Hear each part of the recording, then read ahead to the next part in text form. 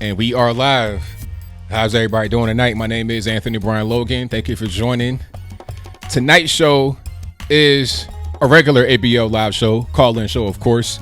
I'll talk in the very beginning about a few things that are going on. I can't actually play the debate here because they sniped my last stream. I'll talk about that in a little bit. And they did give me my right to stream back, because when you get sniped on the stream, they take your right to stream away immediately. And I had to email somebody at CNN and say, hey, you know, I don't know what happened. Can we get the streaming rights back? This, that, and the third. I'm not going to stream any more of your content. And then they released it first thing in the morning. So I got to be a man of my word and not stream the debate live. However, if there is a audio or video clip on Twitter, you know, like that's recorded and if people upload it, I can stream that and talk about that, but not the actual debate as it's happening live, if that makes any sense. You know, we could look at clips from the previous debate and from the current debate, but not a live stream of the debate while it's happening, because they're manually going through and getting everybody off. That's what's happening with CNN. The last one, NBC, they didn't do that, but with CNN, they're definitely doing it. But we're going to get to a lot of different topics today.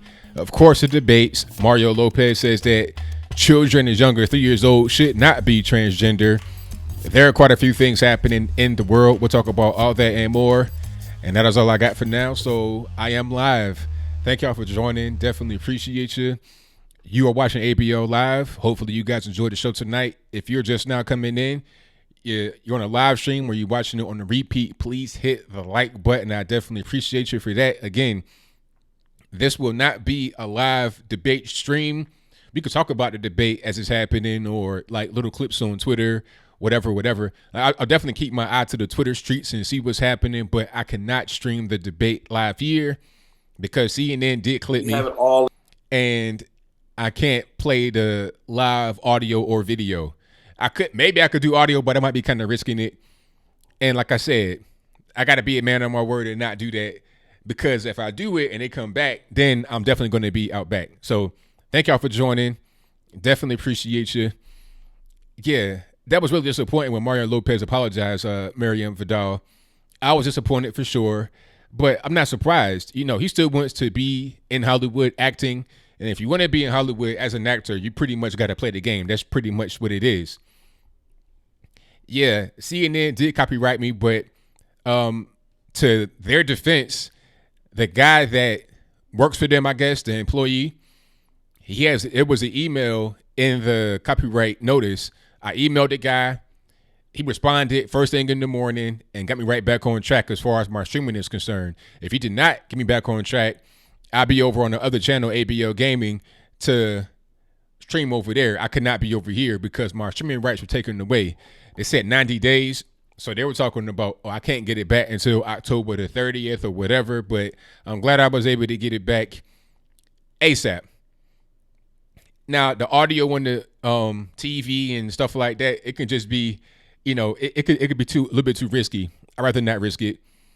But thank y'all for joining. Shout out to my man G. Carjala, who says, this might be my last pony for a while. Got fired while out on disability. But as you know, I'll always be here, ABL. Hey, man, hopefully you get everything back together.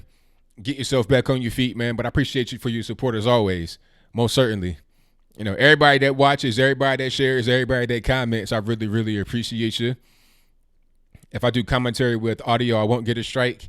I don't know about that. Has anybody else done that? If you know anybody else that's done that, like a major channel, because some channels were able to get away with it. They were kind of like under the radar. Like you couldn't really find those channels, but others were getting striked for pretty much whatever.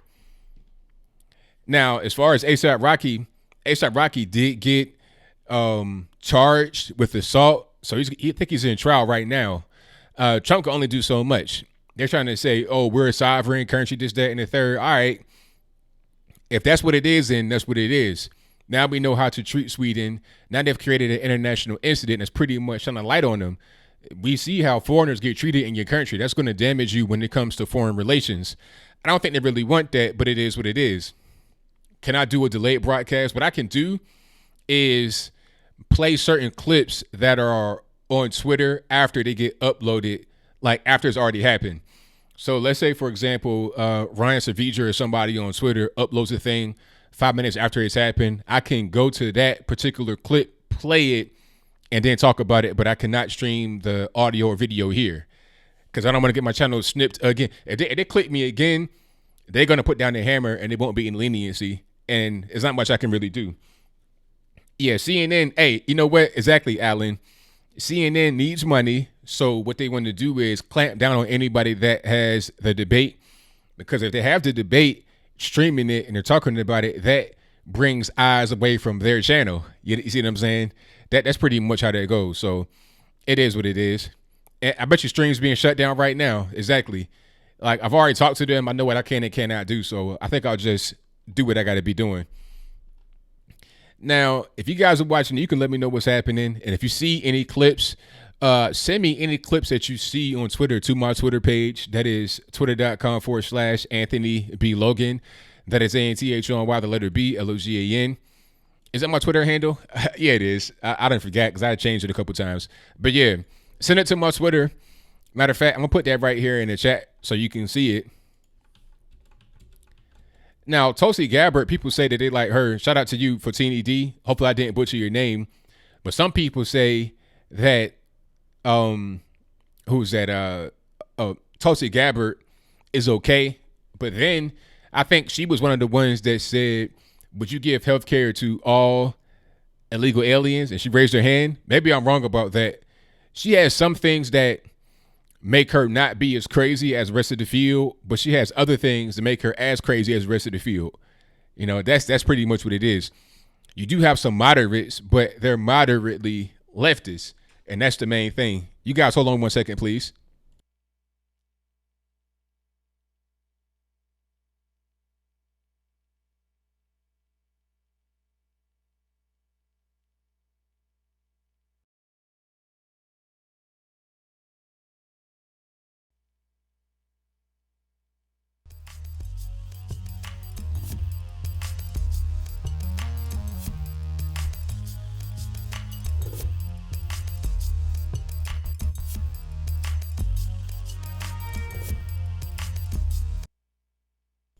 All right, I'm back. I thought I had an emergency, but I'm good. Thank you for joining. Definitely appreciate you. If you're just not coming into the stream, please give me video a thumbs up, share it, like it, do all that good stuff for me. I definitely appreciate it. Alrighty. Now, this whole thing about Don Lemon. Did you guys see Don Lemon last night? The questions were very loaded, talking about, do you think most Americans are putting Trump's bigotry to the back burner in favor of the economy or something like that? Like, the question was totally loaded. They're not even trying to hide the actual hypocrisy. They're not trying to raise it at all. You know, yeah, Drunken Reaper, girlfriend, you are so on. Do you know Marianne Williamson was like the top search last night as far as anybody that's new? She was like number 40, like, I think all 40, like out of 50 states, 49 had her as the top search person. And the only state that did not have her as the top search person was Montana. And they went for Steve Bullock, who is their current governor. Now, my thing is, if you have Montana searching for Steve Bullock and that's their governor, how do you not know about your own governor? It's kind of weird, but I digress. I'm just saying, people, for some reason, are kind of drawn to her on the left, and I think that's that kind of that cult type of mentality that she has. I think that's what you're seeing right there, and not too much more, not too much else other than that, in my humble opinion. But did you guys see what happened to Mario Lopez? He had to apologize because of what he said about the transgender kids. He says, well, maybe it's not really a good idea to have kids as young as 3 years old become transgender, and he had to apologize for that. Like, I really don't understand. Why is that a bad thing to say? I mean, when I was 3 years old, I thought I was a Ninja Turtle, Spider-Man, Superman, Batman, all of that. So should my parents have just let me crawl around on the ground as a turtle, to develop a turtle shell on my back, get some kind of surgery to grow web feet or something? Should that have been what my parents did? Or should they just say, okay, he's a kid, and that's just what it is. We're going to feed him human food. We're not going to just say, oh, you're a turtle now, and that's just what it is. Okay? I mean, at a certain point, parents got to be parents. How do you think it's okay for a parent to dress their child as a different gender other than, yes, he did apologize. Yes, he did, Joseph Crow. But how does anybody think it's all right for a parent to dress their child or to treat their child as a different gender? How can you pick your gender at 3 years old? I mean, when you're 3 years old, you think you could do whatever. And shout out to Candace Owens. She said it perfectly on the show. She was like, when she was a nanny, she had one boy, I thought it was Superman, and tried to fly. So he hopped off of the stairs, and luckily she was there to catch him. But that's what they do. Like when I was that age, that's what I would do. I jump off stuff, roll down stuff, bumping, because you a kid, you rambunctious, you think you could do whatever you want. You don't know about what it means to have a fractured tibia or something like that. You have no idea. You're a child. Your brain is still developing. So, I mean, that should be a basic thing that you understand as a human being. But for some reason, Hollywood is not like that too much. They want you to pretty much say that, oh, you're amazing and you're fantastic if you are a transgender person. But the reality says something different. It is what it is. All right. Mario was being very normal for Teeny, 100%. Kim Bone says he wanted to be Johnny Lawrence on Karate Kid. I wanted to be Batman when I was 3. Exactly. Cass Philly. I know I butchered your name, but it's still potty training. You're talking about somebody that's still, kind of halfway in diapers almost, talking about, I want to be a girl. And then the parent says, yeah. Like at a certain point, what if the child says, you know what, I don't want to wear a diaper. I just want to just go on the ground. I identify as a non-diapered infant or a non-diapered person, a non-potty trained person. That's what I want to identify as. Which you're going to be like, oh, okay, you can do whatever you want. And then when the child is 8, 9 years old and they got to go in public places, they got to go to school, et cetera, they're using the bathroom on themselves because they have no idea how to, properly use the toilet because you didn't train them, because they said that they didn't need that. They were going to be non-potty trained. The damage that's done much later in the sake of, for the moment, virtue signaling is really horrendous. And what's going to end up happening is that these children are going to grow up to hate their parents. I saw this show. What is that about that person named Jazz Jennings? You guys know what I'm talking about on HBO. MTV. And it's like they're following this person as a teenager transition into a quote unquote female. Okay, they were born a male and then they transition. I think for the person's 18th birthday, they got the twig and berries removed or transformed or whatever they want to call it. Mutilated is more like it. And they're saying, oh, this is great. This is fantastic. No, it's not. And really, when you are 18, you're still kind of too young to do something like that, in my humble opinion. Okay, how can you be required to be 21 years old to drink alcohol, but you can chop off your chicken berries at age 18? How does that make any sense? Like, let's let it make sense. And then there was a politician or somebody that said, okay, you can be 16 years old and have an abortion with no parental advisory or permission. I'm not really sure where, if it's the entire country or certain states or whatever the case may be. But then the person asked a simple question, a very obvious question. If you can have an abortion with no parental advisory, no parental permission at age 16, then why can't you have sex at that age without, why can't you do that with your consent? Why can't you give adult consent at age 16? People lambaste them and say, oh, you're trying to sexualize children. It's like, wait a minute, hold on. You can't have it both ways. You can't say you can have an abortion at that age with no parental involvement, but at the same time, so they're not old enough to consent to sex. Like, which one is it? But see, that's how they get you. That's the first step. They make the age younger. They say, oh, it's public health. It's public health. It's her body. This, that, and the third.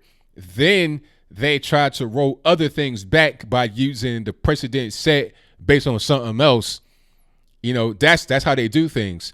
And before you know it, you're going to have a situation where you have 13, 14-year-old kids on the front cover of magazines. It's kind of already happening. That's how the so-called progressives operate. It started with gay marriage. People said, oh, it's not really a big deal. It's not really a big problem. Now you have transgender issues to worry about. Now you have underage issues to worry about. Now you got kids as young as 3 talking about, yes, I am transgender, and the parents being forced to accept it. Matter of fact, I saw a story in Texas, and matter of fact, it was on RT, and the guy was having a custody battle with his wife. Their son, I think, was 4 or 5 years old. The son would go to the father's house and dress as a boy, just normal, right? And he would act as a boy. He would reject all things girly. He's at the age where he's like, okay, girls still got cooties, right? But when he goes to his mother's house, he is, behaving more feminine, wearing dresses and really girly things. The father is saying that the boy does not want to wear that stuff. But what he's thinking is going on is the boy will dress as a girl when he's around his mother because he thinks that if he doesn't, the mother won't love him. The mother will not accept him. The mother will be upset, and he wants to please his mother because he's a child. You see what I'm saying? So really, you got a bunch of self-serving parents that are pushing their own particular ideology onto the children, and the children got to suffer. They have no real way of understanding what's going on. All they're trying to do is, make mommy happy and just be, just be happy, just make everybody happy and be happy with themselves. That's all they're trying to do. Okay. You cannot make that kind of decision at that age. But yet you got people in Hollywood and everywhere else talking about he's a bigot for saying that you shouldn't be able to be transgender at 3 years old. If you can't even barely count to 10 or know your ABCs or write your own name, how are you going to change your gender? You can't even do that anyway. Biologically, it's not possible. But to even play like you are, how can you do that when you're nowhere near the level of brain power, ability to understand what's happening? It doesn't make any sense. Now, somebody said, is Donald Trump going to save Tommy Robinson? I'm not sure he can, because the thing about it is, you talking about a citizen of the UK. See, with A$AP Rocky, you talking about an American citizen. Tommy Robinson, is he a citizen of the United States? If he's a citizen, then that's different. But he's not a citizen, if I'm not mistaken. He's a citizen of the United Kingdom. So that can be kind of difficult to do. I heard that Tommy Robinson requested asylum, but you got to be able to, like, if you're in custody in the UK, how can you evade custody, leave, and then be granted asylum there? I'm not really sure how that works. If he were a U.S. citizen, most definitely he'd be able to do something more than what he's doing. But if not, then it's kind of out of his hands, unfortunately. And please, everybody, like the video. For just now coming in, I definitely appreciate you. I cannot stream the debate tonight. CNN told me, hey, we can't have anybody stream it. I talked to somebody over there. They was like, well, we got to have the stream protected. Somebody says I could stream the audio, but I don't want to risk it. I'll talk to them after they strike me, and then I explain to them what's going on. I reasoned with them, and then they gave me my streaming rights back, and they released the strike. So I don't have a strike on my channel anymore. And obviously, I'm able to stream on this channel right here. Julian Assange. Well, Julian Assange was in a weird situation because he had fled Sweden because he was in Sweden and he was alleged to have committed a crime. He fled to UK and he was in the Honduran, what was that? The Honduran consulate, if I'm not mistaken, just in there. And since the Honduran consulate is like Honduran soil overseas, the authorities from Sweden nor UK could just go in there and do anything to him. But then they got to a point where the Hondurans at the consulate did not want him there. I guess he was a bad guest, according to them. That's what they say, but who knows if that's true or not.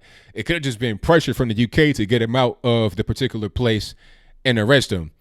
Because really, he's wanted by 2 different countries, the UK and Sweden. So it is what it is. And then obviously the United States as well. So they're trying to say, okay, is he going to go to Sweden?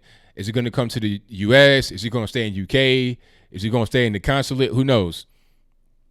But it is what it is. All right. But what else we got going on here? Thank y'all for joining yet again. There's one more topic I want to say. Oh, no, I thought I had it, but I didn't. Let me see. The topic is, give me one moment. Oh, the Gilroy shooting.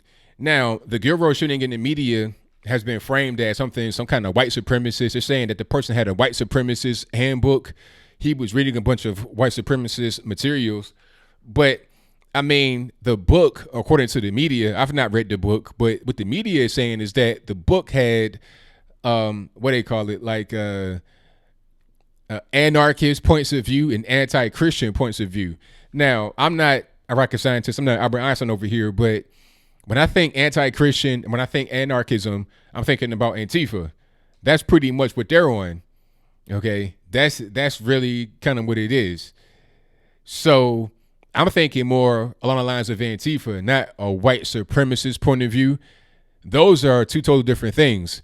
You know, when you had the Charlottesville situation that came about, Antifa was on one side and the white supremacists were on the other side.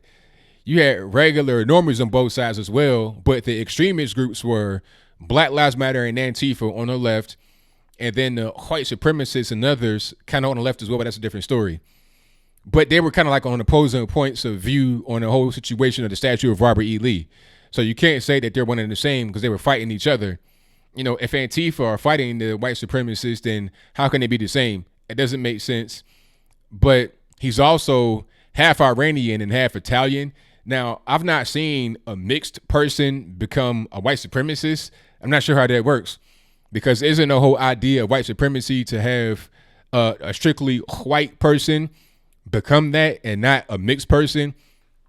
It'd be the equivalent of Barack Obama becoming a white supremacist because he has a white mom. It's the same thing. It's like, okay, you're mixed. You're not white. So it defeats the whole ideology behind it. Okay. But the media just wants a narrative. All they want to do is say, oh, he was reading white supremacist books. He was radicalized white supremacy. He had a long rifle. He brought it from Nevada legally. You got to ban so-called assault weapons nationwide, so can nobody buy it. There's that and the third. That's what they want to roll with. But they're totally ignoring the shooting that happened in Brooklyn. It was at this party, a block party called Old Timers Day, if I'm not mistaken. And for all, let me know in the comments below. But at this particular event in Brownsville, you had one person killed and 11 others injured. They didn't say anything about no white guy doing it because everybody I saw was black. You're in Brownsville, Brooklyn. Of course, you're not talking about a bunch of hipsters out here shooting everybody, okay? And it didn't say anything about no kind of long weapon, no long rifle, no assault weapon. It was probably a handgun, which is usually the weapon of choice in most violent shootings across the country. Not a rifle. Rifles account for a very small portion of shootings and killings in this country. It's usually a handgun, the most convenient and most nimble to move around with. It's hard for you to move around in the crowd with this big rifle on your back or holding it like this, like you know, are part of the Royal Guard. It's easier to carry that handgun right there on the hip or conceal it out of sight so you can use it quickly, put it away, do what you got to do. They didn't say anything about that because there was no white person to blame. There was no long rifle to blame. There was no extremist text to blame. It was just ghetto violence, and they want to just cast it away as that and leave it there. So, yeah, the media just trying to find narratives. That's all. Just like this whole thing with Donald Trump talking about Baltimore being rat infested. How is it racist to say rat infested when Elijah Cummings, who he was talking about, said the exact same thing about his own district? Check this out right here if you've not seen it already.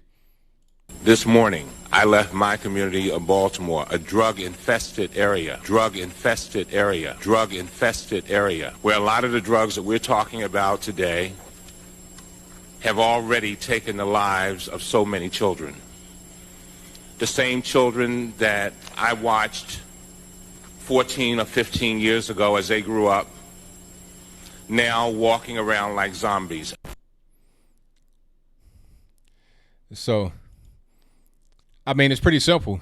It's pretty simple. You have Elijah Cummings saying that the neighborhoods are drug infested.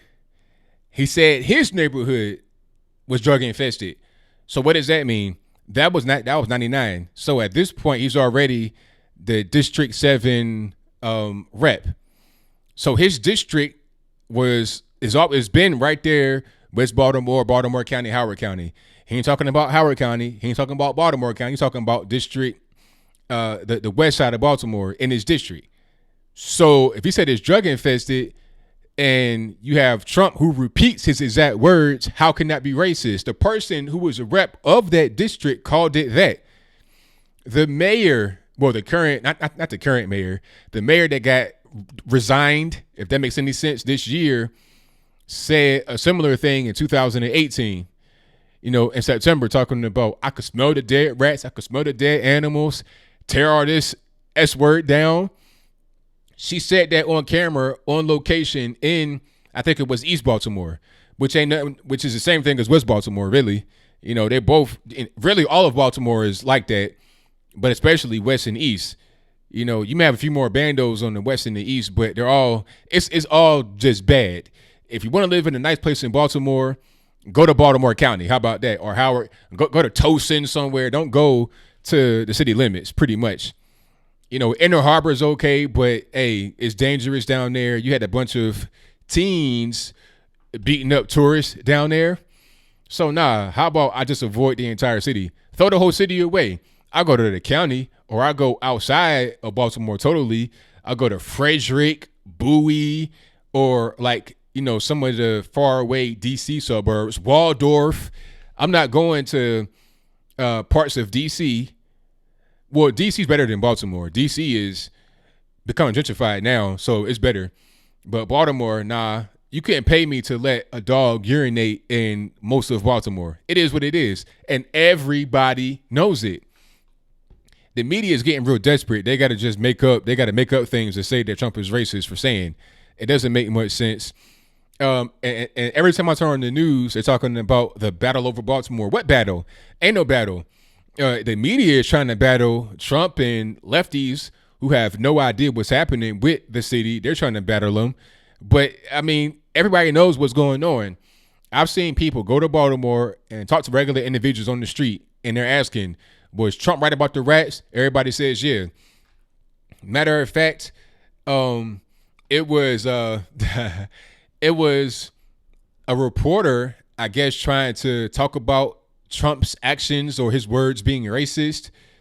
But then, they were doing a live shoot.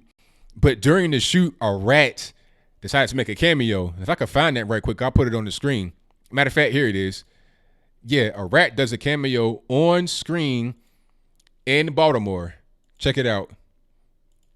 Now, we spoke with many people today who say the president should consider coming here to Baltimore, to the Sandtown area. Boom, right there. Do you see it? Now, I'm going to just replay it so you can just keep your eye, keep right here on this wall. You see it's like a couple little garbage bags, nothing really. So imagine if there was like a whole big ton of trash right there. You just see 2 trash bags from somebody's house. Not really a big deal. If it was a whole big dump right here like it is in many parts of Baltimore, or you see a whole family with cousins, you would see a family reunion of rats over there if it was more trash, because that's what they like. They like garbage. They like rancid things. They like disgusting areas. Is what they do. That's why they transmit disease everywhere. But let's keep going. Watch the whole thing. Take a look out for the little wall on the left-hand side of the video. Now, we spoke with many people today who say the president should consider coming here to Baltimore, to the Sandtown area, and taking a look at things for himself. Now, okay, so what's he going to find? If he comes to Sandtown and takes a look at things for himself, he's going to see rats. You just saw a rat right there. You're trying to say, oh, come down to Baltimore and see it for yourself. Meanwhile, you show him what's going on. I see trash and I see a rat just hanging out like it ain't nothing. Not even really scared. Just he was like, yo, what are y'all doing in my house? I'm trying to get my eat on. I'm just chilling, having my breakfast. You interrupted me right now. So this is really inappropriate. I'm going to go to my other spot and hang out there. That's what's happening with the rat. Okay. There are actual pamphlets that they give out in Baltimore to fight the rat infestation. The workers in the subway went on strike, or they were threatening to go on strike because of all the rats in the subway. It was a guy that had on a rat costume, like a rat helmet, that was protesting. If I could find that, oh man, you got to see the rat helmet. And these are black folks now. Okay, these are all black folks that were upset with the rat situation. This was like 2 or 3 years ago. Yeah, big as a gopher. Yeah, that probably wasn't even the king. That probably was like one of the princes, one of the young boys. I done seen some rats in the hood. You talking about looking like cats. If a rat and a cat in some of these areas were to fight, it would be a fight to the death. It wouldn't be just the cat wouldn't just be able to roll up on it and do whatever. It'd be a fight to the death. And I'm not really sure who's going to win. I wouldn't be surprised if I saw a rat carrying a cat in its actual jaws, like a lion carrying a baby, like a fawn. You understand what I'm saying? That's pretty much what's going on in Baltimore, but people acting like, oh, it's not really happening and, Orange Man bad. But how can you really admit it? How can you really ignore it? You have to admit it. It's simple, but it is what it is. Now, hold on. I got to find that clip because that was crazy. You guys give me one moment. Thank y'all for joining. I definitely appreciate you.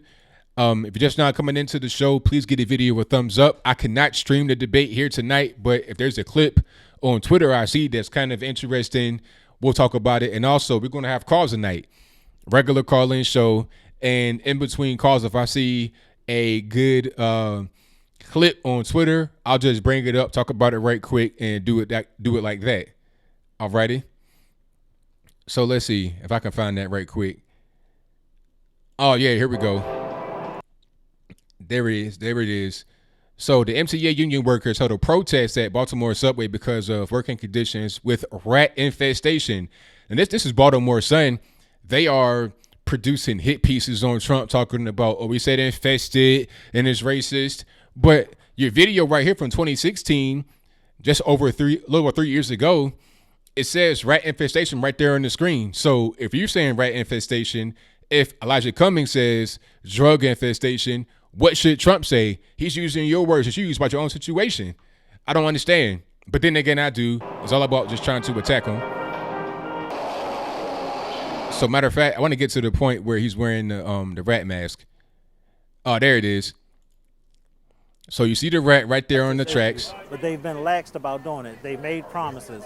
Just because the administration has changed hands, they want to start back from square one. That's not what we want. So look at my man. He's handing out like stuff, pamphlets about the situation, wearing a rat mask. I mean, it must be pretty bad if you have a protest outside of the subway wearing a rat mask. We want the answers that we were given before to tear the booth down. They made promise to us that they were going to tear this booth down and rebuild. You got rat traps everywhere. In the right direction. I mean, But also for the public. This is Mondama. So it's it is what it is. I mean, I'm not really trying to hear no more from the media. It's getting kind of old at this point. Every time the media try to come up with some kind of thing about, oh, Trump's racist, people that are conservative or racist is always a counter argument and just wrecks their whole thing. I'm not really sure how long they're going to continue being able to say these same things. Yeah, the Ratatouille mask, 100%. And shout out to everybody in here tonight. I definitely appreciate you. Thank you to the super chatters right quick before we get to the calls. Shout out to Pineapple Potamus. Hopefully I did not butcher your name, who says, are you aware of fair use laws? I realize that taking CNN to court for censorship is probably not realistic, though. I mean, yeah, like the truth is that they have the right to do that because in YouTube's TOS, they can strike live content. So it just depends on, some people want to do it, some people don't want to do it. Excuse me. Some want to do some want to do it, some don't want to do it. It's just a matter of just kind of like rolling the dice. NBC did not want to do it, but CNN did. But shout out to Ed Nem, who says Shooter's grandpa was best man at Reagan's wedding. Wow. Did not know that. Thank you for your donation and your comment. And he also said shooting was 6 days later after Las Vegas shooting. I did see that. That's pretty interesting. Maybe it was planned that way by the shooter. Thank you to Chris Rupin, who says, would I wish I could stay in chat? Cheers, ABL. Hey, I appreciate you for coming through as long as you did. Most certainly appreciate it. Shout out to Liza Jean Williams, who says, how can CNN control streaming rights to the debate? I mean, because they have the exclusive rights to it, to show in that particular debate. No other network has it. It'd be different if it were like on C-SPAN or something like that, where everybody can have it, but it's not like that. CNN is hosting it and they have the exclusive rights. So it's a legal thing. All right. And shout out to Kevin Duggan, who says model German immigrant kills boy with train. Kills him with a train? What do you mean? Did he hit him with a train? Like, how did that work? But thank you for your donation. Most certainly appreciate you. And we'll get to the calls here in just one moment. The number to call is 434-658-1220. If you see anything interesting from the debate you want me to talk about right quick, you guys let me know, and I'll pull it up on the actual screen, but not a live video, like a pre-recorded thing on Twitter. I'm hearing that CNN had a problem with their microphones. Wasn't it the same issue with MSC last time? It was like, come on. How do you have all that money, all those resources, but you can't get the mics right? How hard is that to actually do to get microphones correct? I'm one guy in my room, and my microphone is on point. This is a cheap setup. It's like it's microphone like $50, and it works perfectly. How can they not have the microphones work right when they're doing a live show? I don't get it. You got this big expensive set. You do all kind of sound checks, but you can't get your microphones right. I don't understand. But it is what it is. CNN sucks. But let's go ahead and get to the calls. No Mueller questions.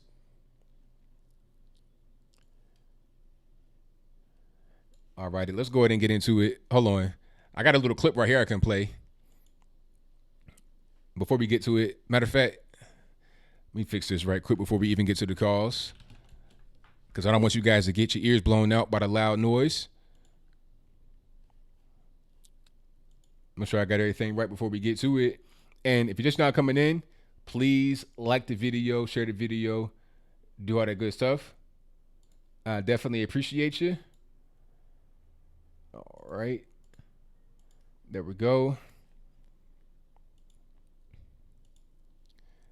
And here we are.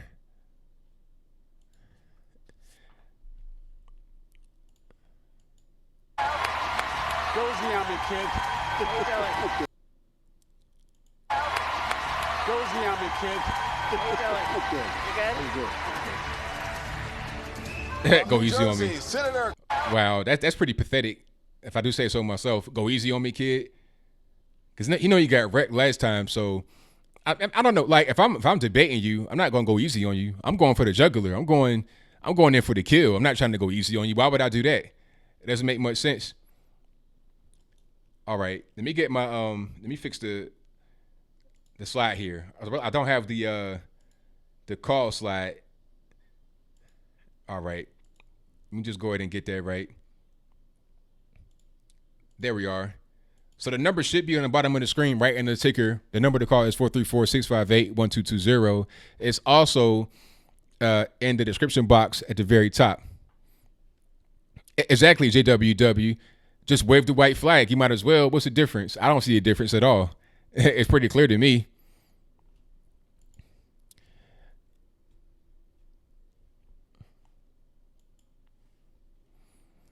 Our caller, you on the line, 347. Joshua from the liberal asshole Brooklyn. Joshua, what's going on? Nothing much as of lately.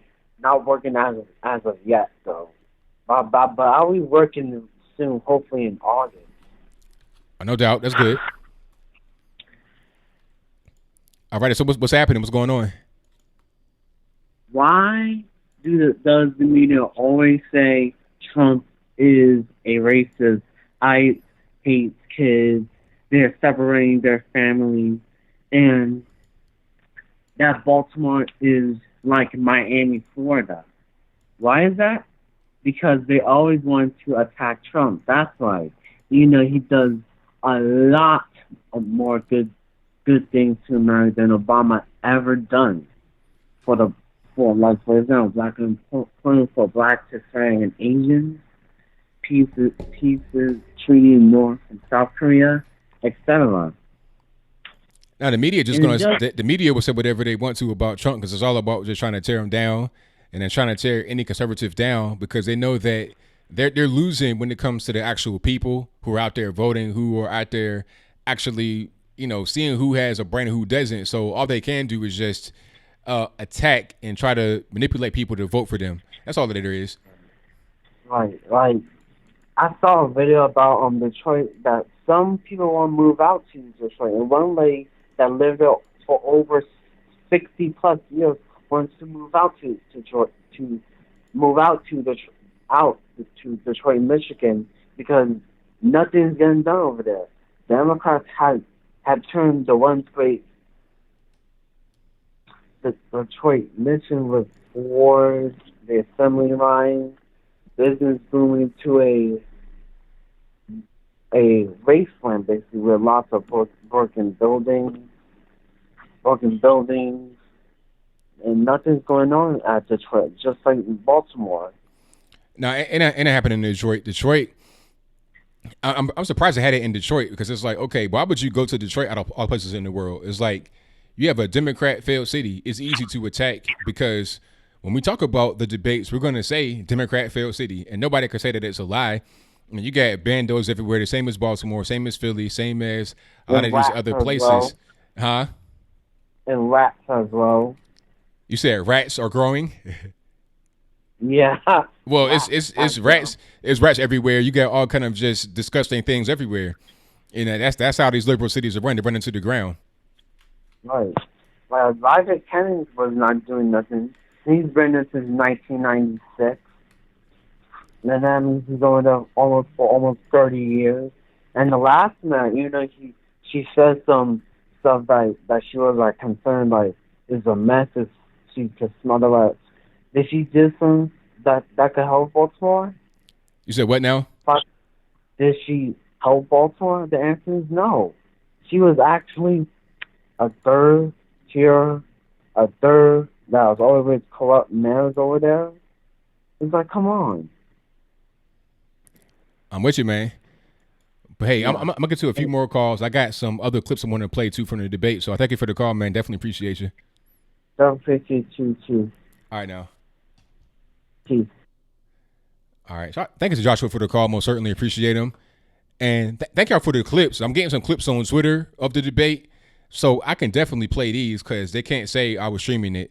But here's one talking about Cory Booker. Let me see. Got some heckling going on.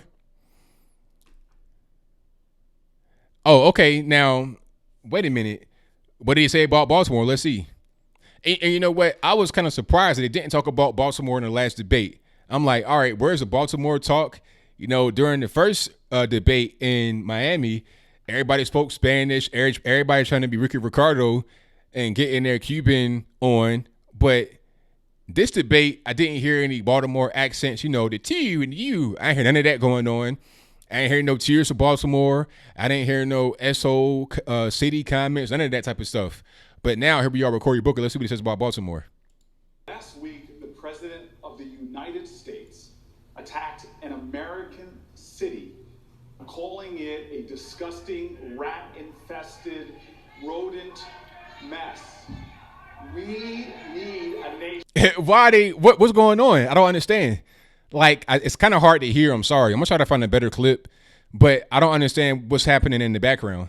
That understands that these tired, old language,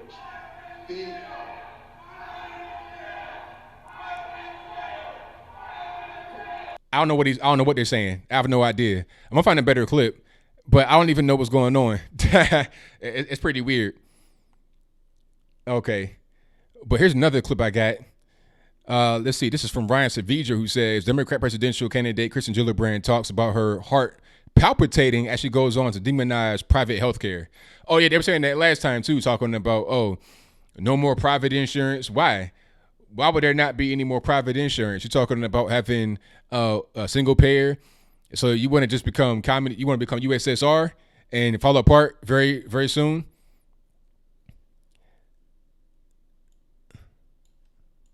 How do you feel about Senator Harris continuing to call her health proposal Medicare for All when it includes a far more significant role for private insurance than the bill you co-sponsored? I think for the viewers in the audience right now, they're at risk of losing the forest through the trees. Because the truth is, healthcare in America should be a right. When I was a young mother and had Theo as an infant, he had an allergic reaction to eggs and his whole body turned red and puffy. I had to rush him to the emergency room. My heart is palpitating because I'm worried that his throat will close.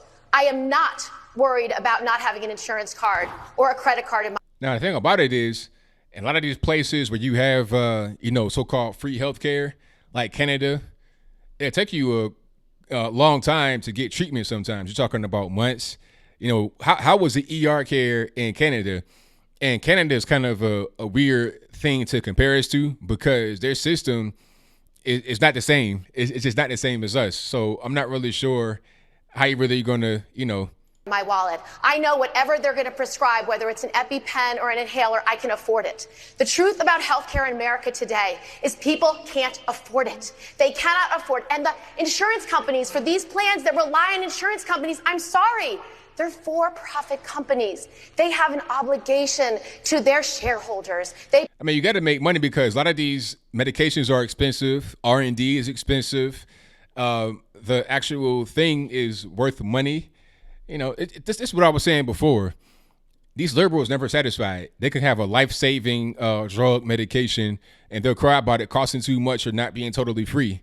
And then the thing is, these medications have to be paid for some kind of way, and there must be incentive for medications to be developed that aren't currently available. Rare illnesses or new illnesses that become resistant to medication over time, to vaccines over time, they become resistant. What's the incentive to create more if there's no profit involved? A communist society is a stagnant society. They pay their CEO millions of dollars. They have to have quarterly profits. They have fat in the system that's real, and it should be going to healthcare. So let's not lose the forest for the trees. And last, let's not forget what the Republicans are doing. Because the truth is, the Republicans and Trump, their whole goal is to take away your health care. Thank you. To make it harder for you to afford it, even if you have pre-existing conditions. Senator Harris, your response. Okay, so that's pretty much what the debates. I've seen a lot of that type of stuff going on. They want to take your health care away, all this, that, and the third. Just a lot of silly stuff. But it is what it is. All right. So thank y'all for joining. Yeah, I'm going to get some more of these clips to talk about those. So what I'll do for tonight, I have clips, and I'll talk to you guys in the chat if I see anything that's kind of interesting about what's going on. We'll just carry it that way. So if that makes sense, y'all just let me know. And if anybody wants to call in and chime in about a particular thing that happened during the debate, if you're watching it, just let me know. And you could call in whenever you want, talk about the debate or whatever it is. Exactly, Caitlin. Healthcare is available for all, but you got to pay for it. It's not free. Unless you are in a situation where you don't have a lot of money, you might get Medicare, Medicaid, or whatever. But the average person, you got to pay. And if you didn't have to pay, what had happened is the hospitals are pretty much going underwater. One of the guys from the debate last night, I think it was, it wasn't Tim Ryan, it was somebody. They were saying if there is no private insurance, there are no more hospitals because you got to be able to fund the hospitals through the private insurance or paying the appropriate amount of money. 206 on the line. Who am I speaking to? Hey, this is Charles. All right, Charles, what's going on? Hey, man. Hey, just few things here. First of all, I liked ABL. I liked when watching your couple days ago, I think it was, or a few days ago, when you and Mo Ansar absolutely wrecked him, man. Very, very on point, and another great example of we got two people from different sides. Somebody from our side, and you try to debate with them. It's just like, wow, it's like it could be said that you absolutely wrecked him, man.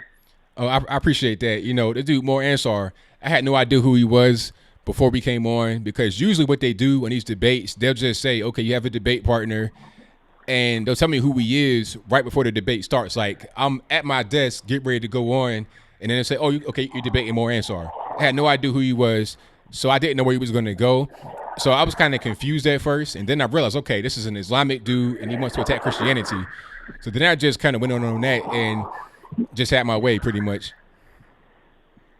Yeah, definitely, man. No, definitely, absolutely. Not only the fact that he's Islam, but it's also the double standards. When I saw as he was speaking, and then you were preparing to react, and then of course that comment, two ears, one mouth. It's like, wow. It just goes to show. It's like with many people, like him and most on the left, they don't get the concept of if you disagree with the person, attack his or her ideas, not them personally. That's a foreign concept to them. That's right. Exactly. 1,000%.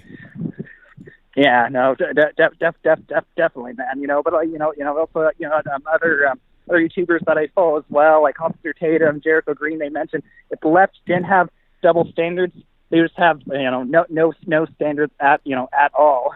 Oh, 100%. Because all they talk about, the things they say, it doesn't make any sense from day to day. They'll have one particular way they conduct themselves one day and a different way the next day. That's just kind of how they operate. And I've come to pretty much accept that at this particular point in time. And I enjoy pointing it out. Just like with Mo Ansar, it's like, okay, you want to say that me calling the Muslim women or saying that they have on a giant trash bag with the mailbox slit on is somehow hate speech, but it's not hate speech to say that it's absurd that the earth was created in 6-7 days or whatever the case may be. Each particular thing is about a person's faith. So if one is absurd, then you can't say it's hate speech. You can't say it's wrong to say the other one is absurd too. Either they're both absurd or neither one is. You can't pick and choose. If you do pick and choose, it's called hypocrisy, which is what he was able to display and what I was able to point out. No, it was totally displayed perfectly, man. And also, like with Mario Lopez's thing, it was just unfortunate, man. Back in the day, maybe you remember, Saved by the Bell when he was on Saved by the Bell, like back then in his acting since then. Just the fact that he feels he has to, anyway, sorry, I'm digressing now. The fact that he's got to apologize now when he's just saying something, it's like, heaven forbid, steps outside or says something. The fact that, these kids, like you already mentioned, they're too young. And then for me, I'm from a left coast state. The whole left coast, Washington, Oregon, California, has all these radical, left wingers, but they're not allowed to have an option where in Washington, where instead of male or female, they can have non-binary. And when one could say, oh, it's not an issue, but again, it's like there's all sorts of issues. People could be misgendered, and what else could it open the door for? I mean, there's all sorts of reasons why. It's just wow. They don't think about the consequences of these things that they consider legislation. And there are always consequences because you can't just look at it in the one-dimensional way. You can't just say, okay, here's a thing that's happening or that's proposed, and we can be for or against it in itself. It's not just in the vacuum. It doesn't exist that way. It exists as part of a greater puzzle that you may not even understand is there. But you got to think that way. You got to think, okay, what's going to be next? What's going to be the next direction they go in after we get done with this? What's next? There's always something next. It's like with gay marriage. First it was that people said, oh, it's okay. It's not really a big deal. Then it became, how about transgender rights? How about I can have an abortion when I'm 14 years old by myself with no parental advisory? That's how these things go. It's always the next thing. That's why they call themselves so-called progressive. They always so-called progress to the next extreme. Right, but also progressive. But we know that many of them are in fact regressive and just going on this a little bit. And what I mentioned about being from the left coast and Baltimore and other Democrat cities, as you know, just Baltimore, D.C., Chicago, L.A., San Francisco, Portland, Oregon. I'm in the Seattle area currently about to get out, but to say it's the same, man. Once the left wingers, once they run an area, city, state, county for a long period of time unopposed, it just gets ruined after a period of time. I mean, Washington State has not had a GOP governor in almost 40 years. Ridiculous. That's right. I'm with you. Yeah, definitely. And I know you got other callers as well, but I also wanted to say ABL. I do like following you and all the other conservatives. I also follow on there, and I hope maybe some of you guys should all I don't know, maybe have a convention or just somewhere where some of us can follow you, where we can maybe it's like a gathering or something. That just would be nice, especially with the election next year, just so we can also get the message out. And all of us, conservatives, we realize there's more of us than we think, man. Oh, that's a great idea, man. Well, thank you for the call. Definitely appreciate you. All right, ABL. Take care, man. All right, now, take Bye. care. All right, shout out to the caller. Most certainly appreciate him. I got some more clips from the debate, so I'm going to go ahead and play those right quick before we get to the next call. And thank y'all for joining. Definitely appreciate it. Thank you to the Super Chatters as well. If you're just now coming into the stream, please give the video a like, thumb it on up, and share it as well. Share it to, friends' pages, their emails, snail mails, their phone, text message, whatever you can. Just get it out to people. And if you are not subscribed yet, I don't know what you're waiting on. Hit that subscribe button right now. Hit the bell right beside it as well. Click that bell and you get notified whenever I go live or post a new video. But let's get to the clip right quick. This is Tulsi. Some of you guys like Tulsi. And I'm not sure what this is. This is from Ryan Saavedra or Saavedra. Hopefully I'm not butchering his name. But he says, key moment here, Representative Tulsi Gabbard, Democrat from Hawaii, calls out Senator Kamala Harris, Democrat, California. Harris responds by slamming Gabbard, but then immediately pivots to Biden, thus denying Gabbard more spotlight on camera. That's funny. Maybe that was a conscious decision. Maybe it was subconscious to not have her get the spotlight because, let's be honest, elephant in the room, if you were to have to pick on a looks scale who looks better, Kamala Harris or Tulsi Gabbard, I mean, I'm not going to do it, but y'all can do it, and then I can pretty much predict the results. But I digress. Let's get into the actual clip. What's your response? The reality is right now we don't have a healthcare system. We have a sick care system, and there are far too many people in this country who are sick and unable to get the care that they need because they cannot afford it. So at the core of this problem is the fact that big insurance companies and big pharmaceutical companies who've been profiting off the backs of sick people have had a seat at the table writing this legislation. Now, Kamala Harris just talked about Kathleen Sebelius, who helped write her bill. This just pointed to the fatal flaw in her proposal. Sebelius works for Medicare Advantage, private insurance company who will stand to profit under her plan. If we're seeking to really reform our healthcare system, we've got to shut out big insurance and big pharma out of the drafting process so they cannot continue to profit off the backs of the sick people in this country who are searching and in desperate need of care. Senator Harris, your response? Well, unfortunately, Representative Gabbard got it wrong. Kathleen Sebelius did not write my plan. She endorsed it as being one of the plans that is the best to get us to a place where everyone is going to have access to health care in America. And when we talk about this again, I'm going to go back to Vice President Biden, because your plan does not cover everyone in America by your staff and your own definition. 10 million people. As many as 10 million people will not have access to health care. And in 2019 in America, for a Democrat to be running for president with a plan that does not cover everyone, I think is without excuse. Our plan covers everyone and gives people choice. Thank you, Senator. Vice President Biden, your response. My plan will cover everyone, number one. Number two, the fact is that my plan also calls for controlling drug prices. Old man Biden at it again. He still does not look good. At a certain point, no rest, no relaxation, no R&R, whatever you want to call it, can fix somebody that's just nearing the end of their ability to be out and be sharp. And I think Joe Biden is pretty much right there. It's surprising that Bernie Sanders is still able to be loud as a fire truck every time he talks, but Joe Biden is looking like he's kind of confused and lost, don't know what's going on. And I think Bernie's like 2 years older than Biden or 3 years older than Biden. I think Bernie's 77, pretty old, and Biden is 74, 75. How old is Joe Biden anyway? Matter of fact, let me look it up. Look up Joe Biden age. 76. Okay, that explains it. They're about around the same age. He'll be 77 in November. Too old. It is what it is. Nothing against somebody that's a senior citizen, but at a certain point, you have an age limit. It's like, I'm 34. Now, I couldn't be calling myself trying to try out for an NBA team right now. You got young boys 18 years old trying out, not a 34-year-old who has not played basketball professionally. Too old. And guys that even play in the league, once they get to be 32, 33, it's pretty much the end. So how are you going to become the president and have this really demanding and taxing job? You got to be traveling all over the country. You got to be awake. You got to be sharp. You got to be really with it. And be that old. It doesn't make any sense. You should be volunteering at somebody's hospital, Walmart greeter, or just hanging with your grandbabies and chilling, not really be having this kind of, strenuous lifestyle on your back. Your twilight years should be spent, doing things that aren't as taxing on you. It is what it is. I'm glad that Trump decided to do it because he could have just said, you know what, I'm 70 years old, F y'all, I'm going to just hang out. But he didn't do that. But even Trump, being as old as he is nowhere near as old as Joe Biden or Bernie Sanders. Trump is 73, just turned 73. Biden will turn 77 this year.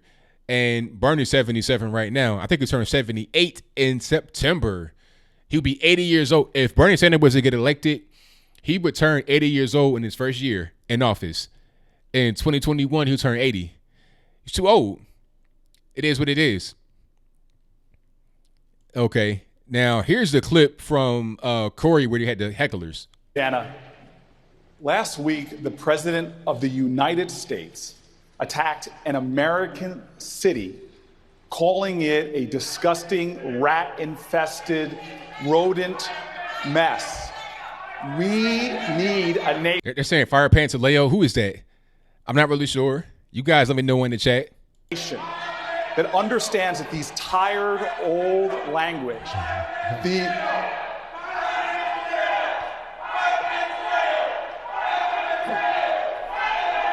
Hey, man. I will stand by. You got to Fire Pantaleo, man. Do what they say. Please stand by.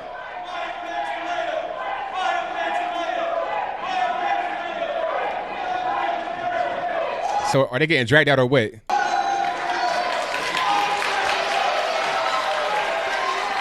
Now, just pause right there. I'm pretty sure whoever that was got dragged out of the place. But I guess when Trump has people dragged out, oh, you're beating up people in the crowd and this, that, and the third. Come on, man. Look, if you're acting up, you might need to get dragged out by your hind parts. It is what it is. So, yeah, whoever Pantaleo is, go ahead and fire him and get back to your debate. Have that be that. But let's get to some calls here. The number to call is 434-658-1220. All righty. 720, you're on the line. Who am I speaking to? Hi, this is Katie. All righty. What's going on? I just wanted to call in and talk about the whole healthcare issue. Okay. All right, Go for it. Okay. So I feel like something that isn't really talked about a lot is the fact that, so I literally had somebody the other day tell me that if we had Medicare for all, that we wouldn't have a homeless problem, which is such a huge fallacy. I've been homeless. I've been very dirt poor. I've never been denied health care. I was speaking with one of my other friends the other day, and I don't know how it works in every state. Where I'm at, we have what's called indigent care. We also have programs that are volunteer doctors, and they work on a very sliding scale basis. So indigent care is for people that are homeless, that cannot afford insurance, they can't afford to go and see a primary physician. But these are things that are not talked about. The only time I've really ever struggled personally with going to the doctor is when we haven't met our deductible. But even then, I would prefer my privatized insurance over the Medicare. Exactly, 100% correct. So why are politicians not addressing this? Why are they not pointing out that there are programs for, like, I don't know of anybody that's dying on the street because they can't go to the doctor. It's usually that they choose not. My dad also worked with a homeless shelter for almost a decade, and people were able to see doctors. So why is this not being countered more aggressively? Well, see, the thing about it is the Democrats are trying to take over the healthcare system. They want to really get into communism. That's the end goal, in my humble opinion. And they want to do it little by little. They might not be able to say, okay, tomorrow we're going to be a communist government, but they want to just institute certain things that are going to be components of it to get control over the whole thing.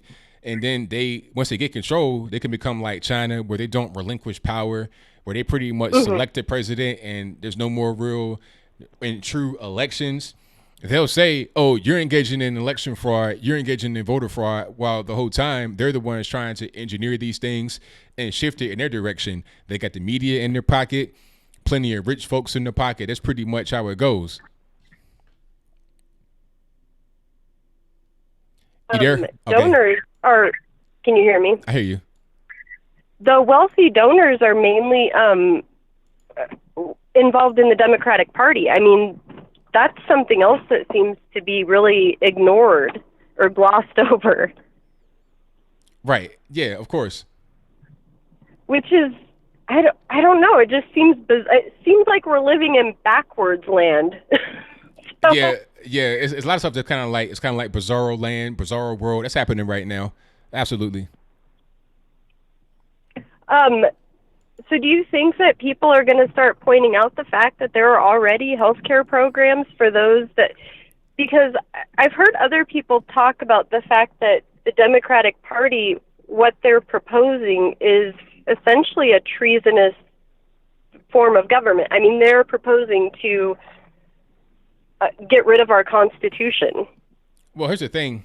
I mean, we're going to point that out, that there's already programs that exist. Those of us on the right, those of us that have a brain in their head, but those on the left aren't going to do that because it goes against their whole narrative they're trying to push.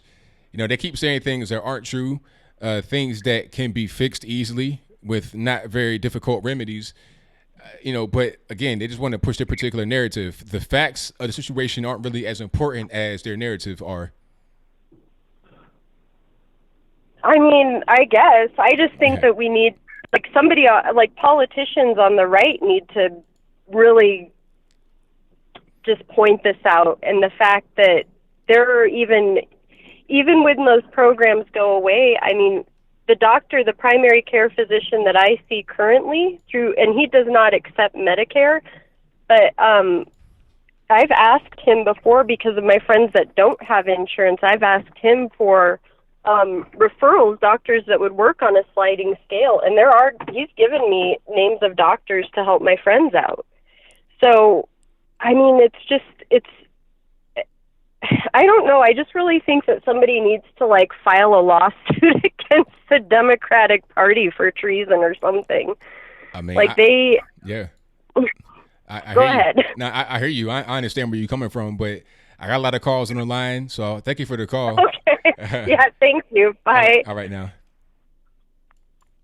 All right, shout out to the caller. Most certainly appreciate it. Yeah, I mean, it makes sense to me. You know, the thing about it, we make sense on the right, but those on the left don't make a whole lot of sense. It is what it is.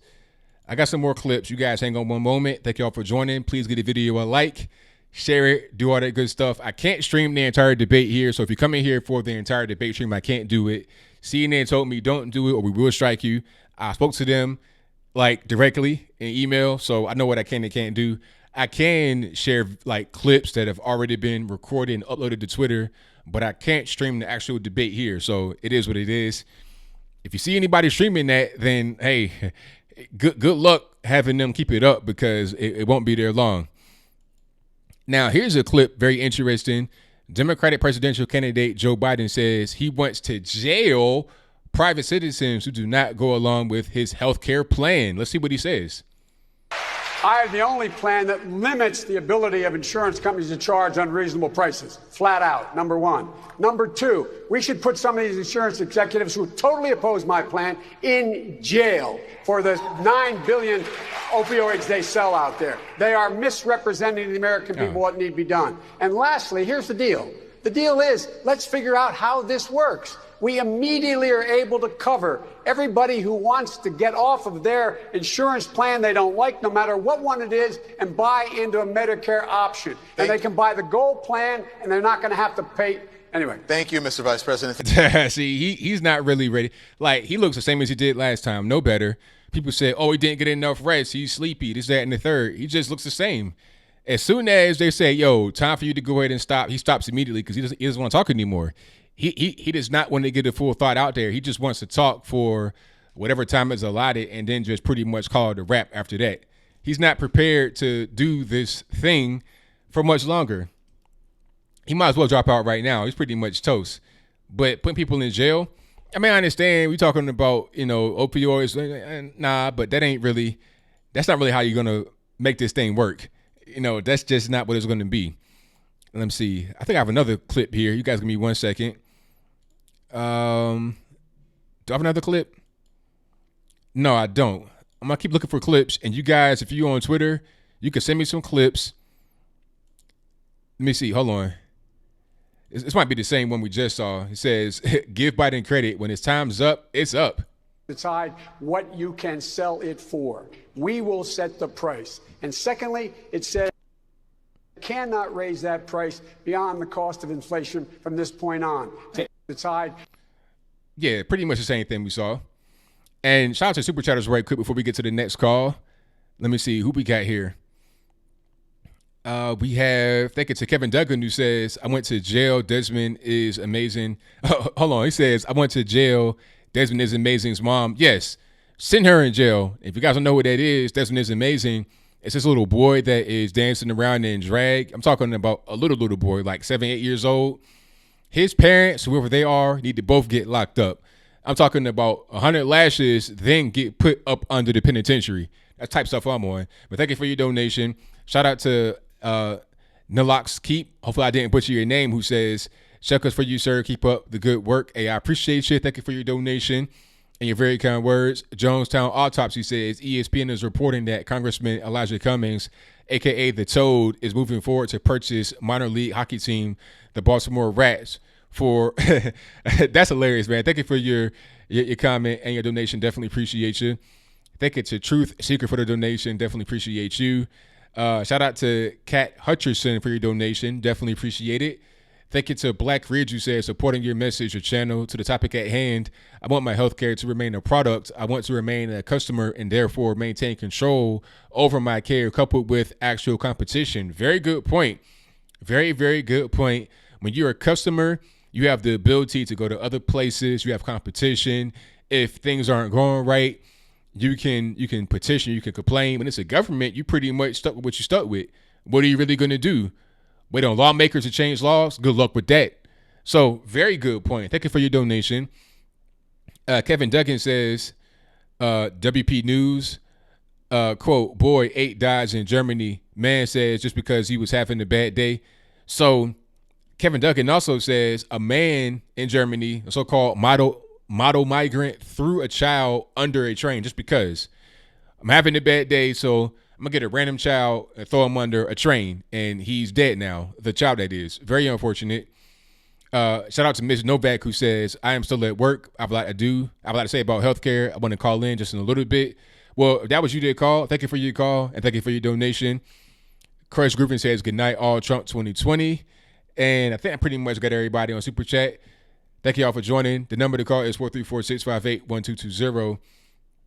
Now, how is Joe Biden doing at the debate? Is he struggling? Is he doing well?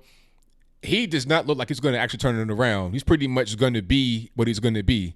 I don't really see him improving one iota. How can he improve? Okay. Now, let's see here. This clip says Joe Biden hammers Kamala Harris over her math skills on the cost of a $30+ trillion healthcare system. Let's check it out. $1,000 deductible and never have to pay more than 8.5% of their income when they do it. And if they don't have any money, they get in free. So this idea is a bunch of malarkey, what we're talking about here. The fact of the matter is... Malarkey, that's hilarious. Digging up no old school words, huh? Malarkey, Let's check it out. The fact of the matter is that there will be a deductible. It will be a deductible in their paycheck. Bernie acknowledges it. $30 trillion has to ultimately be paid.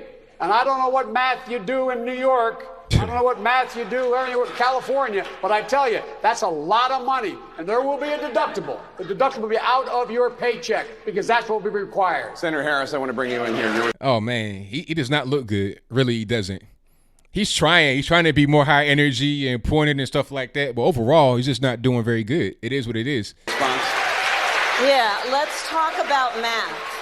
Let's talk about the fact that the pharmaceutical companies and the insurance companies last year alone profited $72 billion. And that is on the backs of American... Was that profit or gross? I'm not really sure.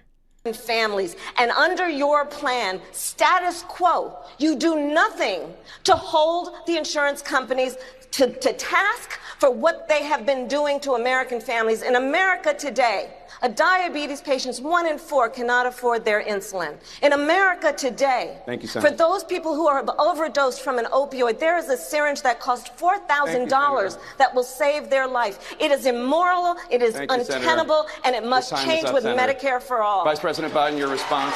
Real quick. I have the only plan that limits the ability of insurance companies to charge unreasonable prices. Flat out, number one. Number two. Nothing really there. Nothing really there. Joe Biden trying to be energetic. Kamala Harris trying to match him. It ain't nothing really there, though. So it is what it is. Let me get to the next call here. All right, call you on the line, 617. Who am I speaking to? It's Ira, man. All right. Man, I mean, that lady said we the Democrat want to get rid of the Constitution. Is that true? Hey, you tell me. I don't know. That's what she said. I haven't heard anything. Well, people, we're getting worse. We got the internet. We got a lot of resources, and people are going backwards. I don't know, man. Some people that is pretty nonsense out there. I don't know. Okay, so what was the nonsense that she said? What was the nonsense? Well, it's nonsense that Democrats want to get rid of the Constitution. Come on, this is I mean, but why is that nonsense? Because I keep hearing about them talking about the Second Amendment like it's not really there. They want to keep passing laws, regulate guns, but the Second Amendment says... Well, they could regulate guns, but they cannot get rid of it. That's not true. Second Amendment says... They could amend the Constitution. Hold up. Look, I don't want to go in... I cannot... Wait a minute. I just want to make a statement, and then once I'm done talking, you'll be able to start talking. Every time I talk, while you're talking, I mute you and nobody can hear you. So you're muted right now. Second Amendment, it says the right to bear arms shall not be infringed, right? So what's up with all these regulations on ammunition, on different types of weapons, and you can't have a magazine above a certain amount, all this, that, and the third. So what's really going on with that? I'm not really sure. So what I'm going to do right now is go ahead and unmute you, and then you'll be able to make your statement after I've been making my statement. You still can't buy your weapon. That's the bottom line. I mean, but you got all kind of rules and regulations. You got all kind of rules on it. It's very difficult. It's very difficult to actually buy a weapon when you got so many rules on ammunition and everything else. This dude just buy a weapon and kill like what? It's going to get to the point where all you can do is buy a pea shooter and you don't have anything to defend yourself. So it's not a very good thing. We have a judicial Second Amendment system. shall not be infringed. So you have a Congress and judicial system. This country don't work because one person says something. You should know that. What are you talking about? Because one senator said, "Oh, I want to take your weapon." That doesn't mean it's going to happen. Well, laws, sir, laws are being, sir. We have a judicial system. I know we do. And we have an executive branch. Laws are being passed right now to limit gun access, ammunition. In California, you got ammunition limitations, magazine limitation. These are laws on the books. It ain't just somebody talking. These are laws that are actually on the books right now today. Like I just told you, we have a judicial system. I just said that. That judges could overturn, and we have an executive branch. I'm going to move to my question. As your comments, well, like I told you, I don't believe Trump is a racist, but he say those things because those things rally his base, and he want to keep rallying his base. What thing are you talking about? What are you talking about? They say the infested rats and all that. I mean, but everybody says that about Baltimore, even Elijah Cummings himself. True, but it's the president of the United States. It's the president. But everybody, I mean, Elijah. Wait. Elijah Cummings said that about his own district in 1999. I know he say that. The mayor who just resigned this year, sir.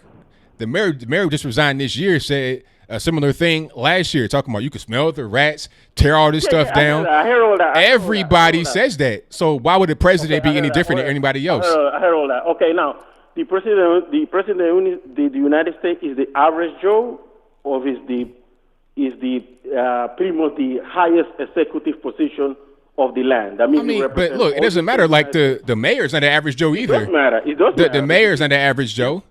The mayor, the U.S. rep, not the average Joe. I'm gonna talk right now. You talk a little bit too much, so you're muted. The mayor is not an average Joe. The House rep not an average Joe.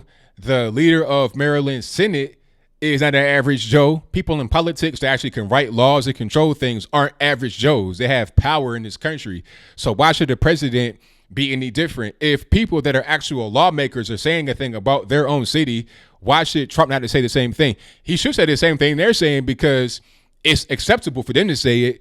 If it's anything else, then you like, okay, why'd you say that? They didn't say that. You're not repeating what they said. If you're repeating what they said about their own city, it should be acceptable. You can't say, well, the mayor can say the city is disgusting, but the president can't. It doesn't make any sense. If you're the mayor, people of that city voted for you specifically to run their city. If you're saying that the city is bad, the president should be able to say the same thing. There's places that smell like that. There's places in Tennessee where you are. They don't even have antiseptic. Where? In Knoxville, Tennessee. In Tennessee. What about Knoxville? I'm not going to discussion. Wait, hold on. You always like. Wait.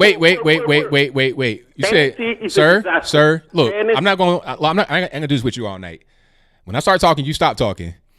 Where in Tennessee has this problem? Number one, and number two, if somebody was to say that and it was true, nobody would be offended. It's a serious issue. Where I live at right now, in certain parts of the city, like downtown, you got a rat problem. If somebody were to say, oh, was rats in downtown Chattanooga, I'll be like, okay, everybody know that. That's why I don't live down there. I live elsewhere because I don't want to be hanging out with the rats. So him being the president telling that to LJ Cummings, telling that, how can he fix that? He's not the mayor of that city. I mean, he didn't gave Baltimore. Wait a minute. You said, how can he fix it? How can the president fix it? The president can fix it more than LG Cummings can fix it. Okay, because so we have an emergency funding, and submit it to Congress to pass as an emergency. All right, okay, I got you.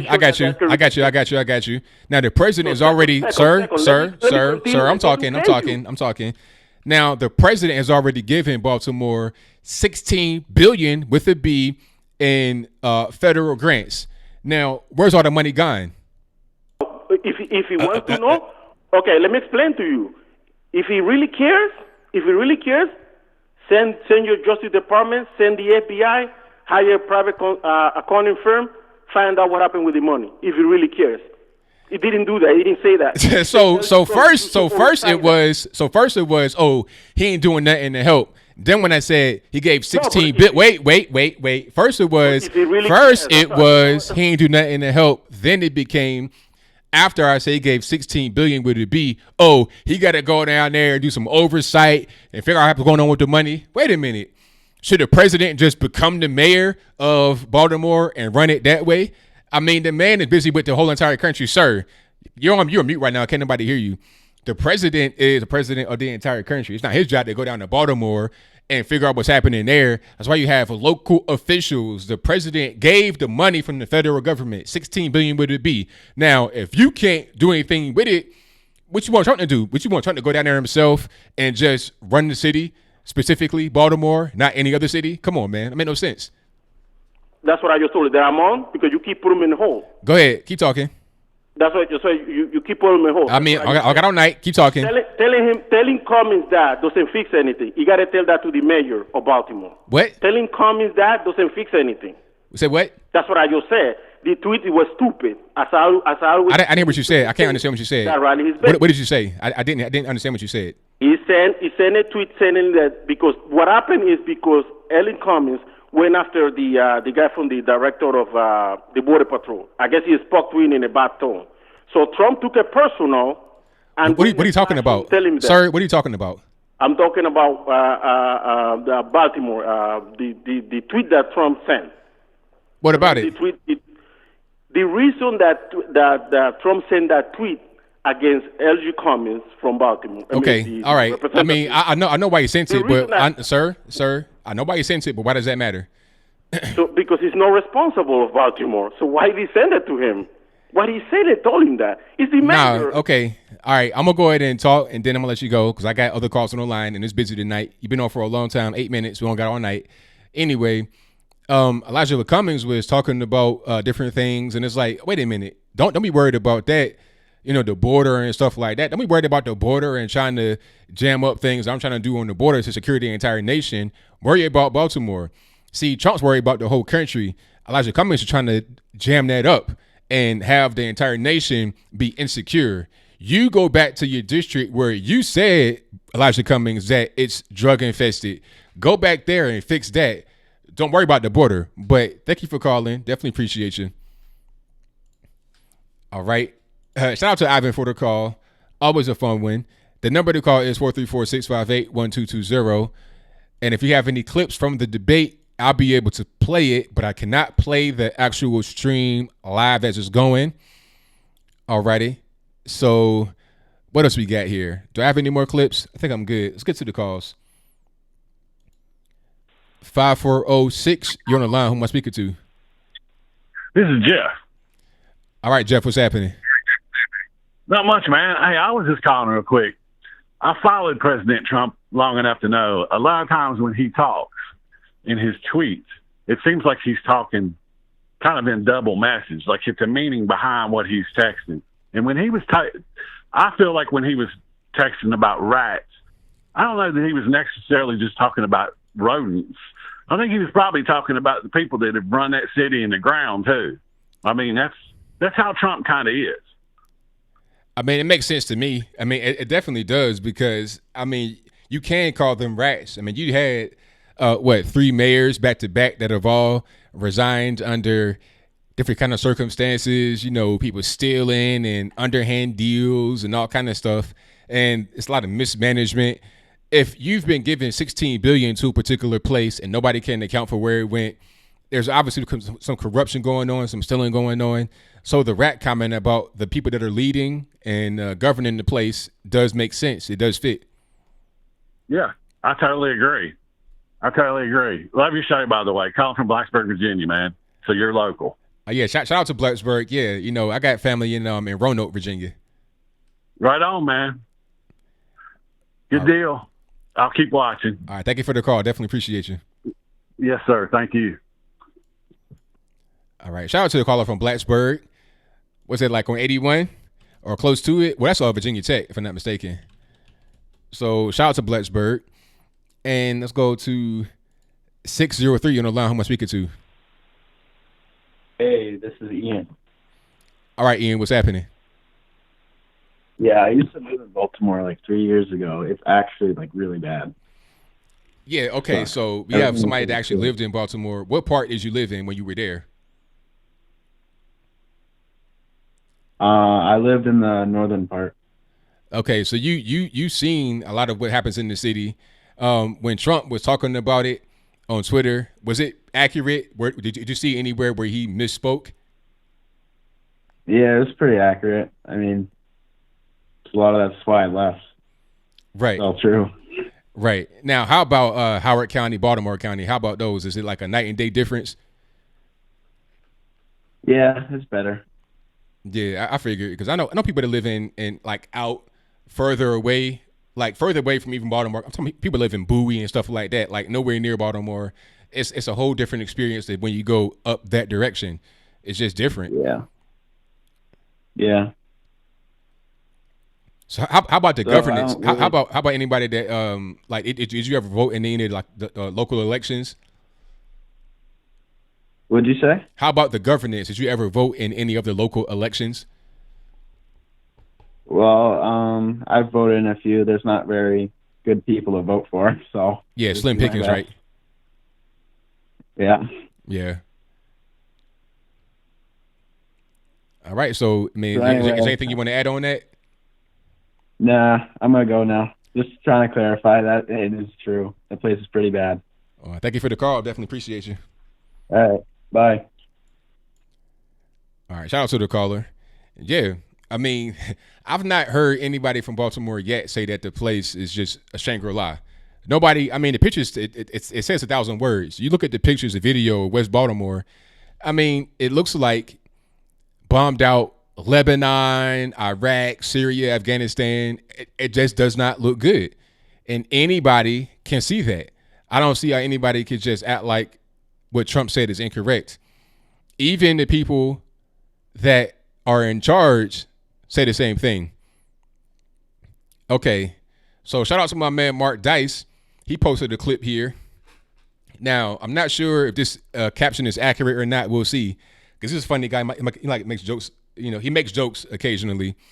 But the caption says, "Crazy Uncle Joe Biden endorsed Cory Booker for president at the Democratic debate too," with the little clown emoji. Let's check it out and see if he actually did it. by Vice President marijuana Biden, enforcement. Vice President Biden, I want to give you a chance to respond. The fact is that the bills that the future president here, that the senator is talking about are bills that were passed years ago, and they were passed overwhelmingly. Thank you, Senator Booker. You want to respond? Well, first of all, I'm grateful that he endorsed my presidency already, but You know what happened with that? I'm gonna tell you what happened with that. He thought he was talking to Barack Obama. He thought it was Obama. The man is not. Look, the man is not there. I'm sorry. Why would you say the future president when you're on the stage debating to trying to become a Democrat nominee? Like, if you think you're going to be the president, then what are you doing there? Just go ahead and step down right now. Okay, you're endorsing this man on stage. That's crazy. That is wild. But like I said, he thought it was Barack Obama right there standing in front of him because, light-skinned black dude, tall a little bit, but not really. He thought it was Obama. That's what happened. The dude is not all the way there. It is what it is. And the pictures, the video prove it.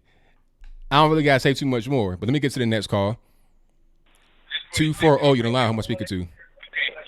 Hey, what's up? Boy JB, what's up, brother? Everything's good, man. What's happening? Man, watching this simplified, stupid debate of everybody talking about battle Trump. This is debate on each other, not the president. Why do they think this is president? It doesn't make sense. Right. It's like, look, we're not in the Coliseum. Trump's not here. You're not trying to take turns to beat him. You're trying to get the nomination to become the president. That's pretty much it. You shouldn't be trying to fight each other, like you said. Exactly. This thing is sickening me right now. And then on top of that, I was trying to explain to people that his Baltimore comment, his other comment, it's all distractions from the presidential race. Because now it's all now they're avoiding issues. They're talking about each other, and they all talking about the same thing, and they're backpedaling and stepping to the toes, to the point that it's leaving the Democratic Party no one to vote for. It's kind of funny. Yeah, it is. And then I had to break down, like, it is madness going on right now. Like, I had one of my buddies say, well, why don't Trump just fix it? I said, why didn't Bush fix it? Why didn't Clinton fix Baltimore? I said, hell, why didn't Reagan fix it? Because no one cares about the Baltimore city, because they gave them, I don't know how many millions of dollars. They've had 4 bad mayors. No one wants to touch that city like Chicago. No one wants to try to fix a city that's corrupt like they are. No one wants to. Because you get your hands dirty and you'll fall into that pit. But then they always say, well, Trump's son owns all that property there. No, it's kind of smart to own property where it's cheap and it's low and it's a good tax write-off. I'm just saying. That's just me. Exactly. That's what it is. That's a business decision right there. But as far as the city itself, I mean, the corruption runs deep. You're talking about all the way to the core. And how are you really going to just fix that? I mean, they didn't give him plenty of money, billions of dollars, and it didn't do anything because of the corruption. It's like you got a big begging bowl, and the begging bowl is leaking because of all the holes that have been punched in it by those that are trying to engage in corruption and who are succeeding in engaging in corruption. Exactly. And then I got an argument with somebody saying that, I said, you know what, this race, they've gotten so ugly over the years, they're attacking Barry Trump. They're wishing molestation on him, wishing harm upon his son, and tweeting wish harm upon his son. And nothing happens to them when they wish death on him. They have somebody go on national TV and say, what if his son got touched him up? You heard about that? Remember that clip they had out? But they tried, but you can't find it because they took it off everywhere. But for a long time, for about 7 months, you could see it all the time. You know what I'm talking about? You seen that clip? Nah. Who said that? It was some white gay, some white conservative said that. And he said, well, what if Barron Trump got molested? Oh, yeah. I saw that. I remember that, yeah. Yeah, and that thing he's so mad was, I'm like, and then he said, well, they're just trying to get even for what they did to Michelle. Well, I said, so you mean tell me you're wishing a kid has, so well, I'm just saying just somebody getting even. You're just so fixated on Trump. What about Obama? I was like, I'm telling you this wrong all the way around. Who cares if the Obama, Bush's kids? I wouldn't wish no kid get molested or harm come to them.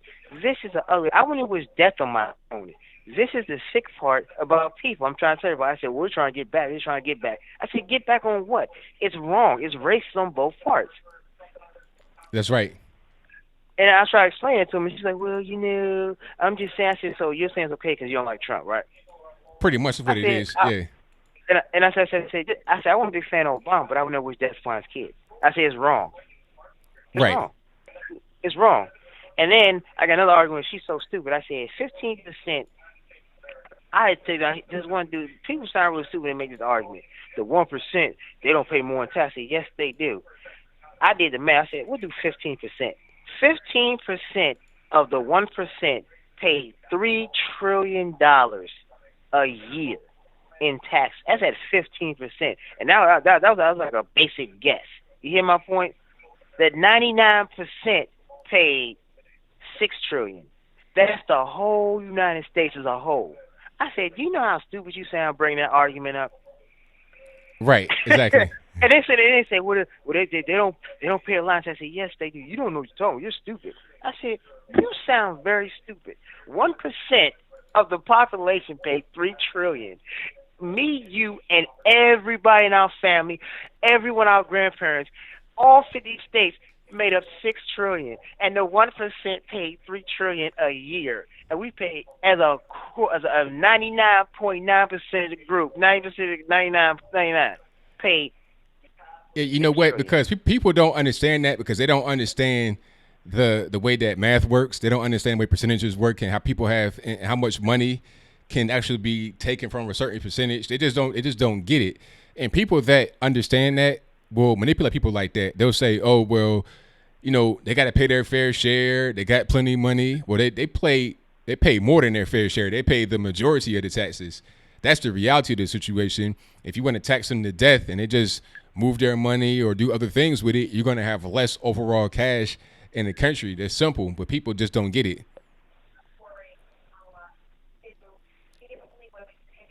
Exactly. And you know, ABL, and then this is how sick people are. They say it happens every day to people.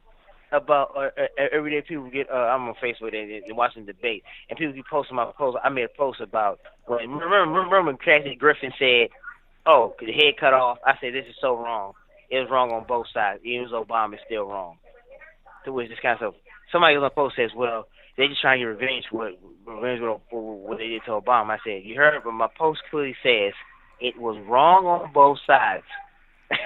But there it is. I'm like, well, but yeah, and then I'm watching Star debate, and everybody's all attacking Trump. They're all attacking Trump, and attacking Joe Biden. So all they're really going to do is attack Trump because they don't really have any kind of new and unique ideas themselves. But thank you for the call, man. I got a lot of calls on the line. I got to get to some more. JB. All right, brother, man. Catch you later, brother. All right, now take care. Peace. All right, now here's some interesting clips I got from the debate. This is from Creepy Uncle Joe. He says, let's read the caption together. He says, Joe Biden, the fact of the matter is, if you cross the border illegally, you should be able to be sent back. It's a crime. Uh-oh, you can't say that.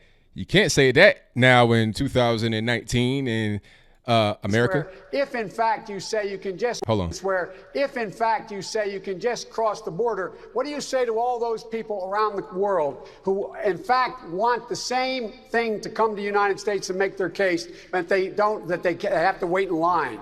The fact of the matter is you should be able to, if you cross the border illegally, you should be able to be sent back. It's a crime. It's a crime, and it's not one that in fact where he's wow, Joe, tighten up, man. Get it together. Spit it out. Good grief. You're struggling. You talking about weekend at Bernie's. You barely just, I mean, drop out, man. You're looking real bad.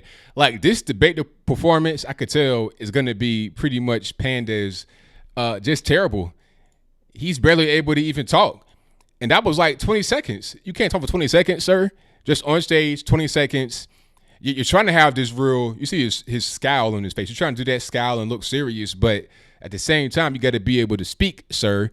And you just don't have it. When you were a younger man, like in the 70s, when you first came into office in Delaware, you were able to speak pretty well and things were kind of flowing. But right now, ain't that time. So, you know, it's old yellow time, boss. Go ahead and just walk on out back and take a little nap. But let's see. We got some more clips here. Let me see. I got something. This is Cory Booker. The person that's enjoying this debate the most right now is Donald Trump. As we pit Democrats against each other while he is working right now to take away Americans' health care. I mean, okay, let's go ahead and play it and then I'll respond. Just say that the person who's enjoying this debate most right now is Donald Trump, as we pit Democrats against each other, while he is working right now to take away Americans' health care. There is a court case working through the system that's going to gut the Affordable Care Act and actually gut protections on pre-existing conditions. Just say. Well, aside from all that, malarkey, as Joe Biden would say, I mean, okay, it's a debate, sir. The whole purpose is to gain a leg up on the next individual who is a Democrat. You're trying to gain a Democratic nomination. So that's the whole point here. You're supposed to be trying to tear the other person apart. So, I mean, if you don't want to engage in a debate, just don't do it. Stay home and don't try to become the nominee. Okay, this is how things have always been when you're talking about trying to become the president. This ain't nothing new here. So I don't even understand what's the problem. I don't get it. Well, he's trying to say unity, all this and that, but ain't no unity. Okay, now here is Julian Castro. Julian Castro pushes back against Joe Biden's immigration policies. One of us has learned the lessons of the past and one of us hasn't. What we need are politicians that actually have some guts on the issue. So basically trying to say, you're being Uncle Tom right now about this whole, I said it. In Sweden, they say Uncle Tom to refer to somebody that does not want to have radical Islamic extremism in their country. The same way I bet a guy like Julian would use, make my mouse, like he would use against creepy Uncle Joe, because he does not want to have the country overridden with people that come from the southern border illegally. Let's check it out. Chair Castro, please respond. First of all, Mr. Vice President, it looks like one of us has learned the lessons of the past and one of us hasn't. Let me begin by telling you, let me just start out by answering that question. My immigration plan would also fix the broken legal immigration system, because we do have a problem with that.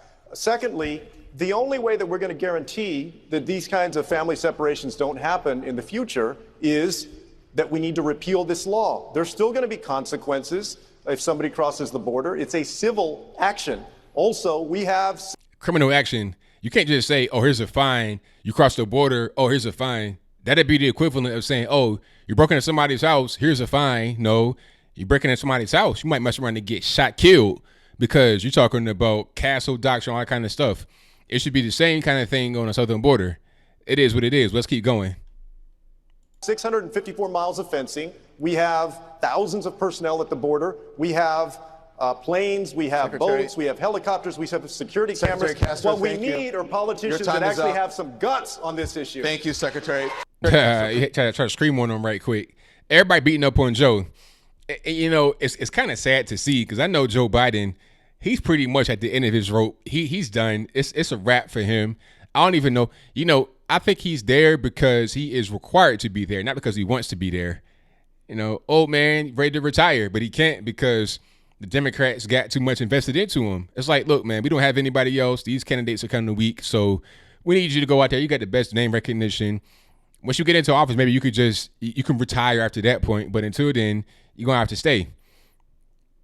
It is what it is. Okay, Christian Gillibrand said that Bill de Blasio should fire the person who killed Eric Garner.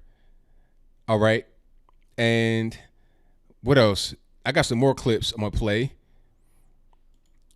Okay, here's Kamala Harris, who says, she says on her visit to a migrant detention facility, I saw children line up single file. These children have not committed crimes and should not be treated like criminals. Well, if you cross the border illegally, that's illegal. That's a crime.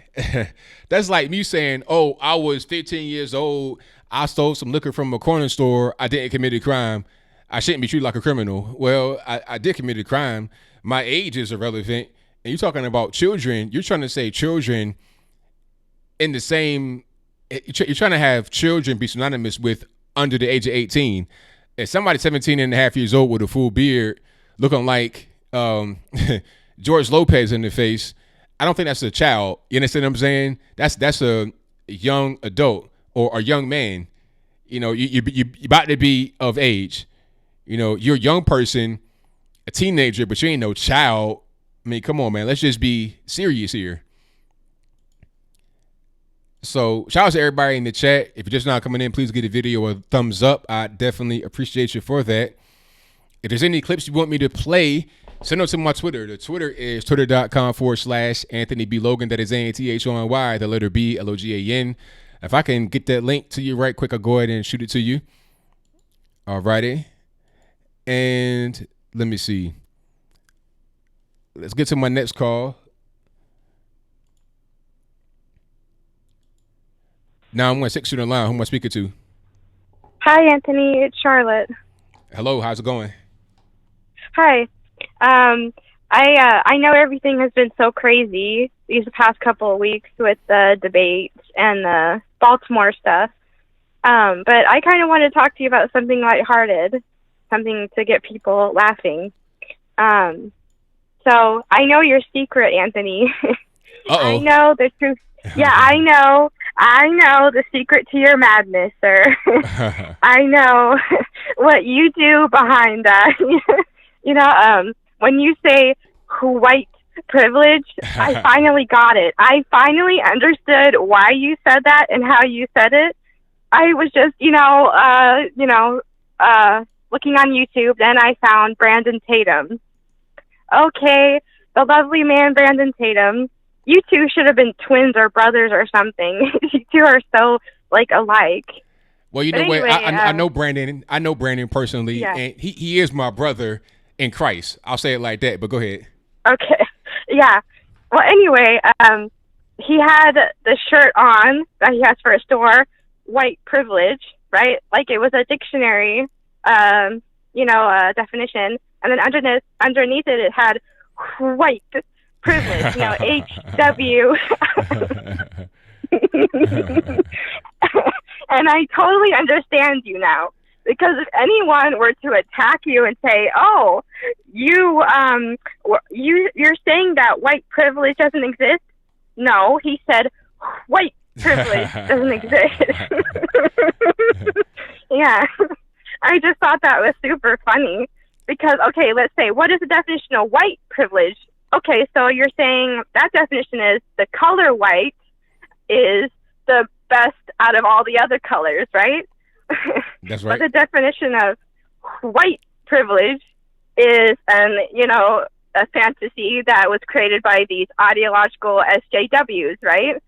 So that's what that is. So I completely understand your method now. Well, I totally understand. You figured it out. I mean, hey, that was some great sleuthing right there you did. So you got it. Yeah. And then, what was so funny too was when you hit 300,000 subscribers on your YouTube channel, Brandon Tatum did too. Like at the exact same time. Yeah. Isn't that funny? Yeah, it is. Yeah. So I just thought that was so funny how you two, you have probably the same followers or the same subscribers or similar. Probably so, yeah. Yeah. But anyway, I just thought that was funny. But, I think the differences between you two, though, is that he's a little more passionate than you. I mean, when I say it, he can get really amped up. The other day, he got super fired up about Baltimore. Yeah. Yeah, Brandon gets amped up a lot. I'm more cool, and that's why we all have our own personalities. Like Brandon is more fired up. He ready to fight you instantly. I'm more like the smooth kind of guy, and somebody like Lucas is more a comedian type of dude. So we all got our own personalities, and we all kind of just work together well like that. Yeah, well, it's funny because Tatum is from Texas, and Texans can get fired up, can get really, feisty. That's right. That is a reputation of Texans, yeah. But then you're from Virginia originally, right? Virginia, yep. Yeah, so Virginians tend to be a little more cool-headed. Everybody a little cool. more balanced. Yeah, we got the beach. We got the beach right there. Everybody's just pretty much relaxed. Right. Yeah. Yeah. And then, I wanted to tell you that he had I don't know if you watched it, but he just released a 4-minute compilation video, and you're in it. You're in his video. Yeah, we all got it because we all did it together. Yeah. I have mine. Oh, okay. I'll put mine out on YouTube probably tomorrow, but I already put it on my Facebook page and my Twitter page. But I'll put it on YouTube tomorrow. Yeah, well, I thought it was cool. But yeah, and just one last thing, I'll let you go. It's about Baltimore. Well, really about the corruption of these big cities. So I was watching Hannity the other night, and you know Al Sharpton, right? The lovely, wonderful, and beautiful Al Sharpton, right? That's so, right. You know, such a saint that we should all kiss his ring and all that.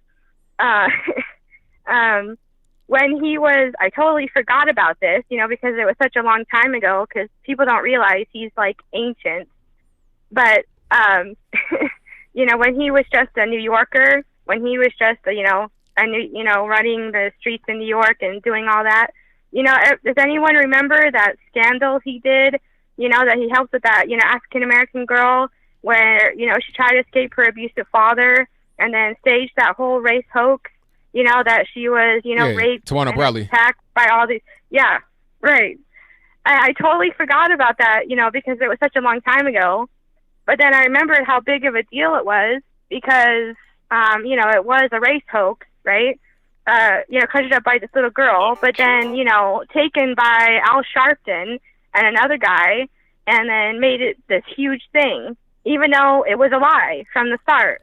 And then when the girl finally admitted that it was a lie, you know, I mean, and trying to, you know, see Al Sharpton, you know, oh, well, you know, it was still important that the girl had her rights, you know, represented fairly. I'm like, what are you talking about? You had just made no sense at all, you know? Right. So I just like to remind people that this racial hoax stuff, this corruption that's been going on has been going on for years and years. It's just people haven't noticed until now because Trump's in office. That's right. Yeah. So I just wanted to give you a good laugh about Brandon Tatum, because I just thought that was so funny when I saw his shirt, and I was like, "Oh, Anthony, I got you now." Yeah, yeah. So keep up the good work. I really appreciate what you're doing. I thank you for the call. Definitely appreciate you. Thank you. Bye. All right. Shout out to the caller. Great call. And thank y'all for watching. Definitely appreciate you just now coming in. Give me a like on the video. Share the video. Do all the good stuff. If you're not subscribed already, please do so. Hit the subscribe button right now if you're not subscribed. And there's the bell right beside it. Click that bell so you get notified whenever I post a new video. Maybe you get notified. Maybe you won't. It might work. It might not. Just try it out. Roll the dice. See what happens. And I got some more clips right quick. I have this one. Hopefully the sound does not blow your ears out. It says, Tulsi Gabbard just ate Kamala Harris up and spit her out. Sounds too low, so you can't hear that at all. I thought it was going to be the other way around. I thought it was going to be too loud. I'm going to try to find the better clip of that, and then I'm going to go ahead and circle back around. Now, I'm not sure about this clip. It might not be what the caption says. Let's read the caption together. Democratic presidential candidate Cory Booker, Democrat New Jersey, says that immigrants who come to America are from S-hole countries. Booker last year was up in arms that President Trump allegedly referred to impoverished African countries with the same language. Let's see what he says here. Senator Booker, please respond. Well, a couple things. First of all, Mr. Vice President, you can't have it both ways. You invoke President Obama more than anybody in this campaign. You can't do it when it's convenient and then dodge it when it's not. And the second thing, and this really irks me because I heard the vice president say that, if you got a PhD, you can come right into this country. Well, that's playing into what the Republicans want, to pit some immigrants against other immigrants. Some are from shithole countries and some are from worthy countries. What? What are you doing, Corey? Why would you? First of all right, I got a lot. I'm all right. This is going to be a key point in my wrap up of my reaction recap video. First of all, you on TV. Why are you cussing? First, like, that's number one. It's kids watching it. Why are you cursing on TV? But second, why would you use that kind of language? Why would you say that? Like, okay, you can be. So you're acknowledging the S-hole countries. You're acknowledging that. You're supposed to say that, oh, these countries aren't S-holes. You ain't supposed to say they are S-holes and they come from there and they got to fight with those that come from better countries. You're validating Donald Trump's point. If he made the point, which there's no evidence of him saying it outside of people's personal just thoughts about it, but you, sir, said it on TV during the debate, live on television, cursing and everything. Hold on. Let's run that back one more time. Run it back so I can just make sure I think I heard what I heard. And if I'm wrong about what I heard, y'all let me know in the comments. Senator Booker, please respond. Well, a couple things. First of all, Mr. Vice President, you can't have it both ways. You invoke President Obama more than anybody in this campaign. You can't do it when it's convenient and then dodge it when it's not. And the second thing, and this really irks me because I heard the Vice President say that, if you got a PhD, you can come right into this country. Well, that's playing into what the Republicans want, to pit some immigrants against other immigrants. Some are from shithole countries, and some are from worthy countries. We need to reform this whole immigration system and begin to be the country that says everyone has worth and dignity, and this should be a country that honors for everyone. Don't let the Republicans divide this party against itself. Okay, so maybe I'm gonna come to his defense. I'm gonna play devil's advocate. Maybe what he was saying is we don't need a division. The division is the problem. People that are, more educated versus non-educated, people that come from SO. Like, he was doing some comparison, not saying that if you have a PhD, you come from a better country. Okay, maybe that's the case, but it's kind of confusing to those who are just watching it and who don't take the time to really unpack it like I did. If you just hear that, you're thinking, okay, you're saying the same thing Trump said. So how are you any different? How are you any better? That's pretty much what that is. That's crazy. But hey, Cory Booker, I'm not really surprised at all that he feels that he said that. It's the same thing as, not quite the same, not quite as bad as when Joe Biden endorsed Cory Booker on stage. That's crazy. I mean, that right there kind of blew my mind to see him endorse the man on stage.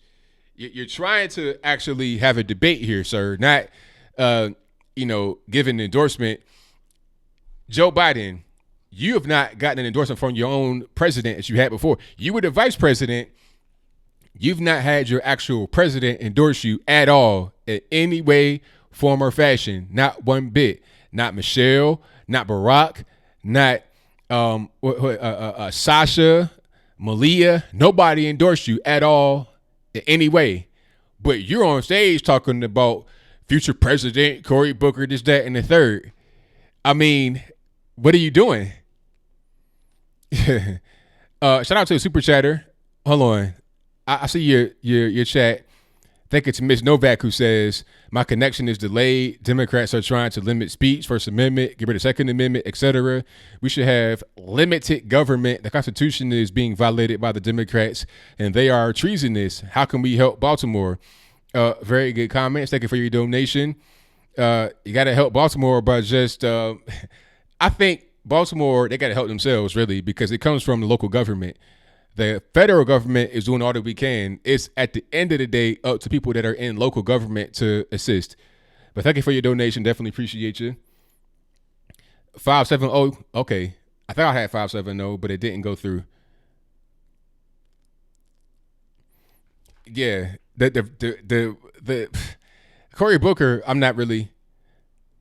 The amount of virtue signaling, the amount of pandering to certain particular groups is out of control. You're doing so much, it's like you're getting lost in it. It's crazy. And shout out to more super chats. We have let me see, Dixie George, who says, God bless you. Well, God bless you. Thank you for your donation. Thank you to Horsehead, who says, ABL, Streamlabs, please. No, 30%, but I digress. I may do Streamlabs here in conjunction with Super Chat, but thank you for your donation. Definitely appreciate you. Shout out to Christ, Qriist, who says, wrongfully convicted soldier seeking to submit my story to you. Homeless in D.C. Follow up with me later. Tiny URLs. Okay, there's a URL right there. I'm going to see if I can get to you, but the best way, try to email me. If I don't respond, just, do it again. Don't do it too much, but I'm just really busy, and sometimes things get through the cracks. But thank you for your donation. Shout out to Jonestown Autopsy, who says, this is Bill Clinton's infamous cigar. Thank you for your donation. He had like a little cigar emoji with the hand emojis pointing to it. Thank you to Marco Falzone for your donation. And thank you to the white community who says, white people need love too, heart emoji. Thank you for your donation. Most certainly appreciate it. Let's get to the next call here. All right. I'm just really Nico, busy. what's happening? Hello, Anthony. How have you been, man? Everything's been good, man. About yourself? Everything's all been good. Let's just say that if I succeed, let's just hope that we I'll just help give you a shout out here and there. But anyway, I just want to say with Baltimore, can we at least show some love for the Ravens? Yeah, shout out to the Ravens. Shout out to the 2001 team that won the Super Bowl with Ray Lewis. Yeah, shout out to them. I think that was 2013, but I might be wrong, but let's just at least show some love. That's probably the best thing coming out of Baltimore at the moment right now, okay? That's right. But I just want to say this really quick. You know what? The more I keep thinking of these candidates, one guy who really, really irks me is Beto out of all of them. Beto O'Rourke out of all of them. Because you know why he really irks me so much? Because it's not because he's kind of the guy who wants me. I just really want to punch him in the face sometimes. And I know that's kind of like an extreme left-wing thing. Say, oh, I want to punch Trump in the face because he said a mean thing about it. But the reason why I kind of feel like that about him because Beto reminds me of a sycophant. And do you know what that word even means? I think a sycophant. No. A sycophant is someone who tries to suck up to someone for their own personal gain. Okay? And I've encountered this several times in my life growing up. And the way how he talks, the way his facial expression, his body language, that's what it really reminds me of. He's like someone who's trying to suck up to people. Got you. That's what he really reminds me of. Well, it makes sense. I know, but more that I want to say right now is that have you actually heard about Have you actually heard about what's going on in California right now since I lived here? Now, it's a lot happening in California, but what specifically are you referring to? Have you heard of Gavin? Have you heard of Gavin Newsom signing a bill that says that Trump's not allowed to be on the California ballot unless he shows this quote unquote tax return? Yeah, I saw that, but that won't go anywhere because it's going to be all up in the courts. That won't actually happen, but to think that somebody would do something like that is pretty crazy because that's clearly election fraud, and you can't require a person to disclose their financial information, their private information for any real reason. Oh, and you know what? What difference does it make anyway? Since every 4 years that California is always wins the always wins the Democrat nominee almost every single time. I mean, it's not really going to make any more of a difference. Right. Yeah, and you know what else? Speaking of that, have you ever heard that that there's this petition? Type this in Google called Recall Gavin Newsom. There's a petition going on right now, and it's a fast-growing petition to actually go have a recall campaign against him. Have you heard about that? Oh, I've not heard about it, but hopefully they get some steam and can go forward because he's got to go ASAP. It's kind of what happened with that's actually how, if you know about Arnold Schwarzenegger, I'm sure you've known that he was actually California governor in the early 2000s, right? Yes. Yeah, and you know what? That's how Arnold Schwarzenegger won, because we had a recall, because in the early 2000s there was a recall election. I think his name was up against Democrat governor Gary, if I'm not mistaken. And then all of a sudden, that's when Arnold Schwarzenegger, who was a Republican nominee, came into power. Oh, okay. I see. That makes a lot of sense. Yeah. So it's pretty interesting how this is going to play out from here, since California is kind of imploding right in the Democrat space.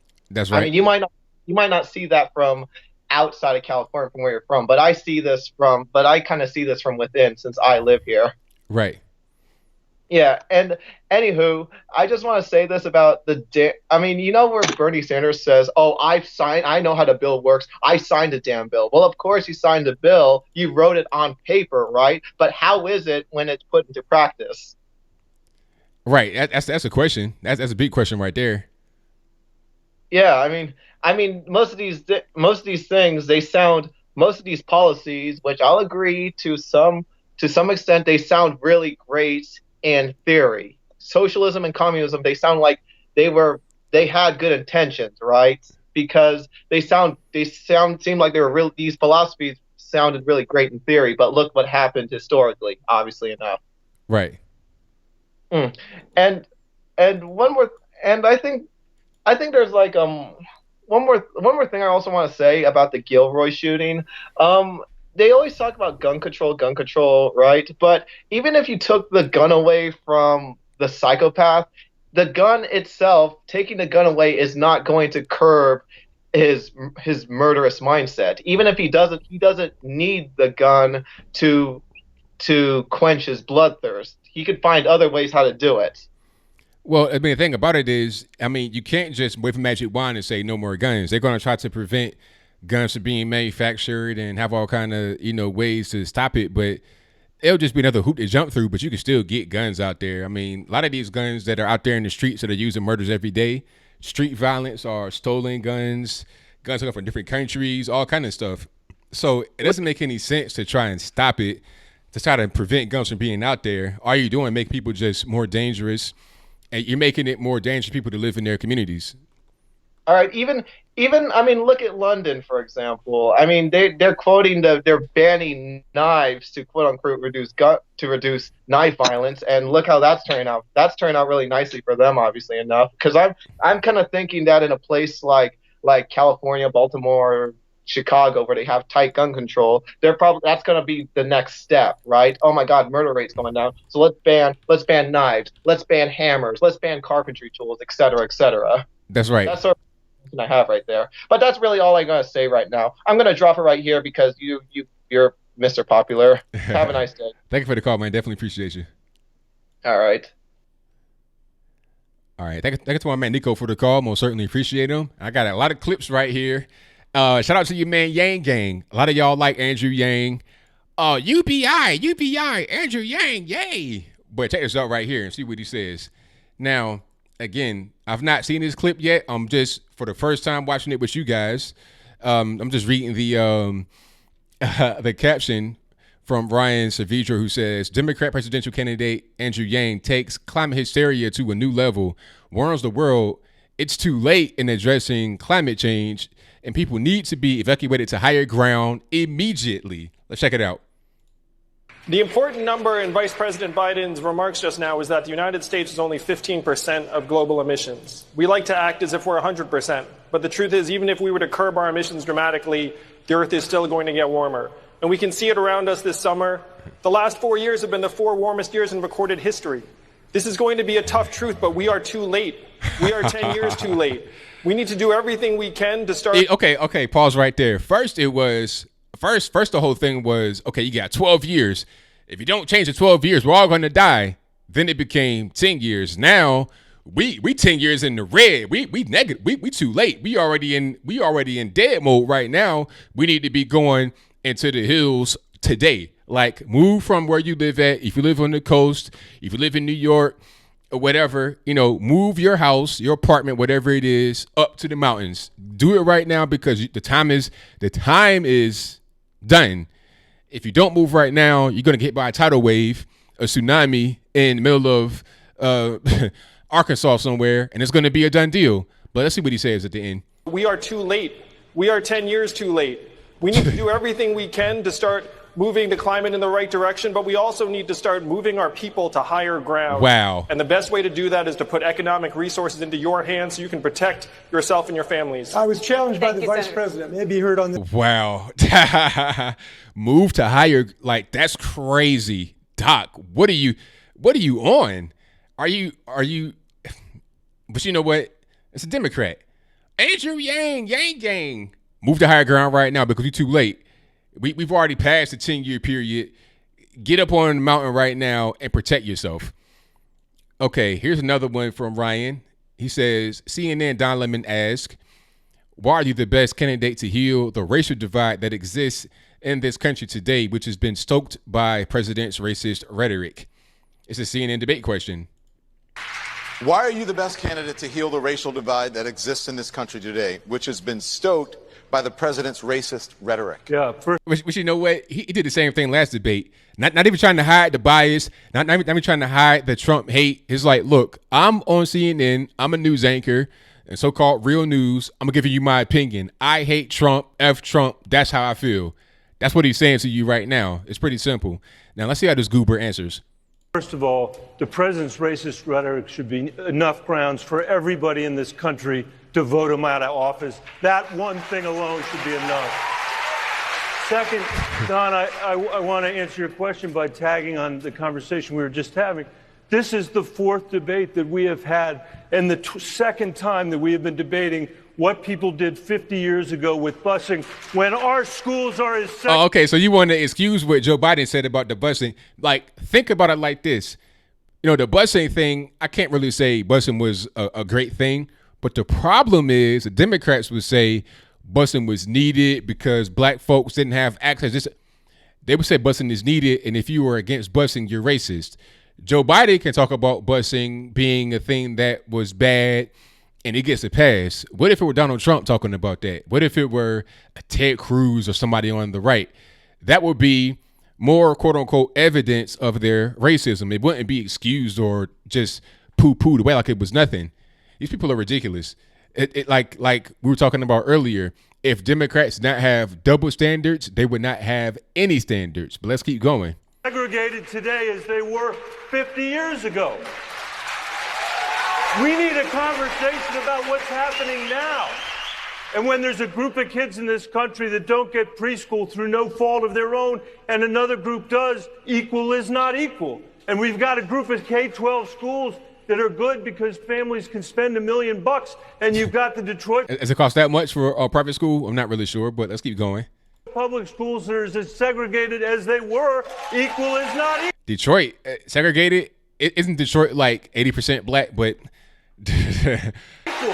Segregated, I mean, what do you mean? It's a black city. Okay, that's enough from him. Let's see if there's anything else I want to get to before we get to the next call. Yeah, but Andrew Yang is a cold nut, though. I mean, good grief. Like, what's really going on? Oh, okay, here's one where Joe Biden said that he wanted to eliminate coal. Thank you, Mr. Vice President. Just to clarify, would there be any place for fossil fuels, including coal and fracking, in a Biden administration? No, we would work it out. We would make sure it's eliminated and no more subsidies for either one of those. But wait a minute. Under your administration with Barack Obama, didn't fracking increase like, I don't even know by how many fold? Wasn't he the fracking king? Wasn't he championing fracking because he didn't want to do offshore drilling?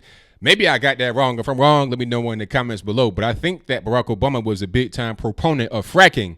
But now all of a sudden that this lady didn't ask you a question about fracking. Like, and my question is, you're talking about you can work it out. How? But what are you going to do to replace the energy that is created by combustible fuel, by coal and shale? Wind turbines? Come on, be for real.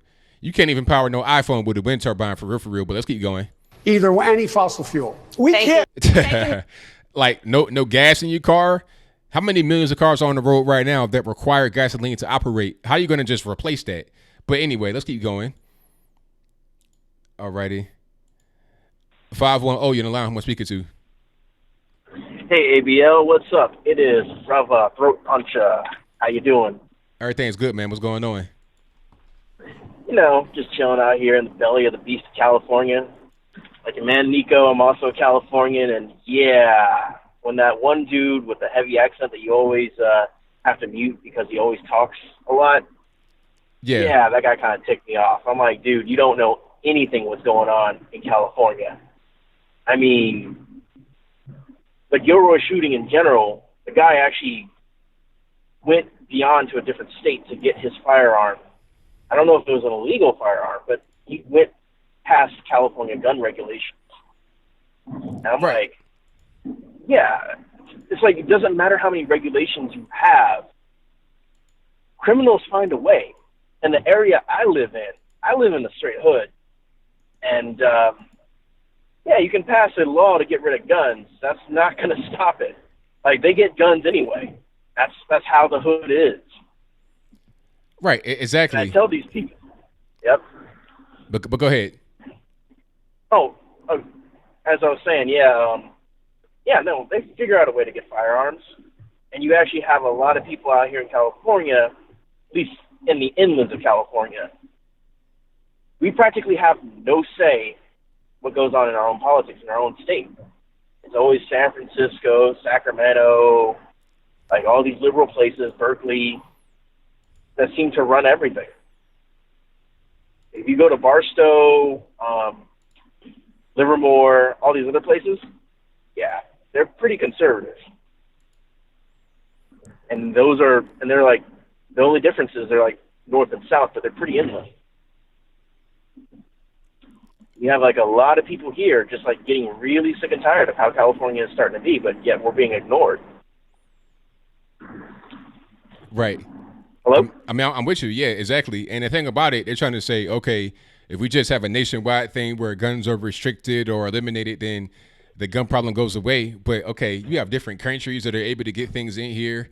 I mean, if you can get heroin from China into like Baltimore, then you can get guns from Tijuana into San Diego. It's not.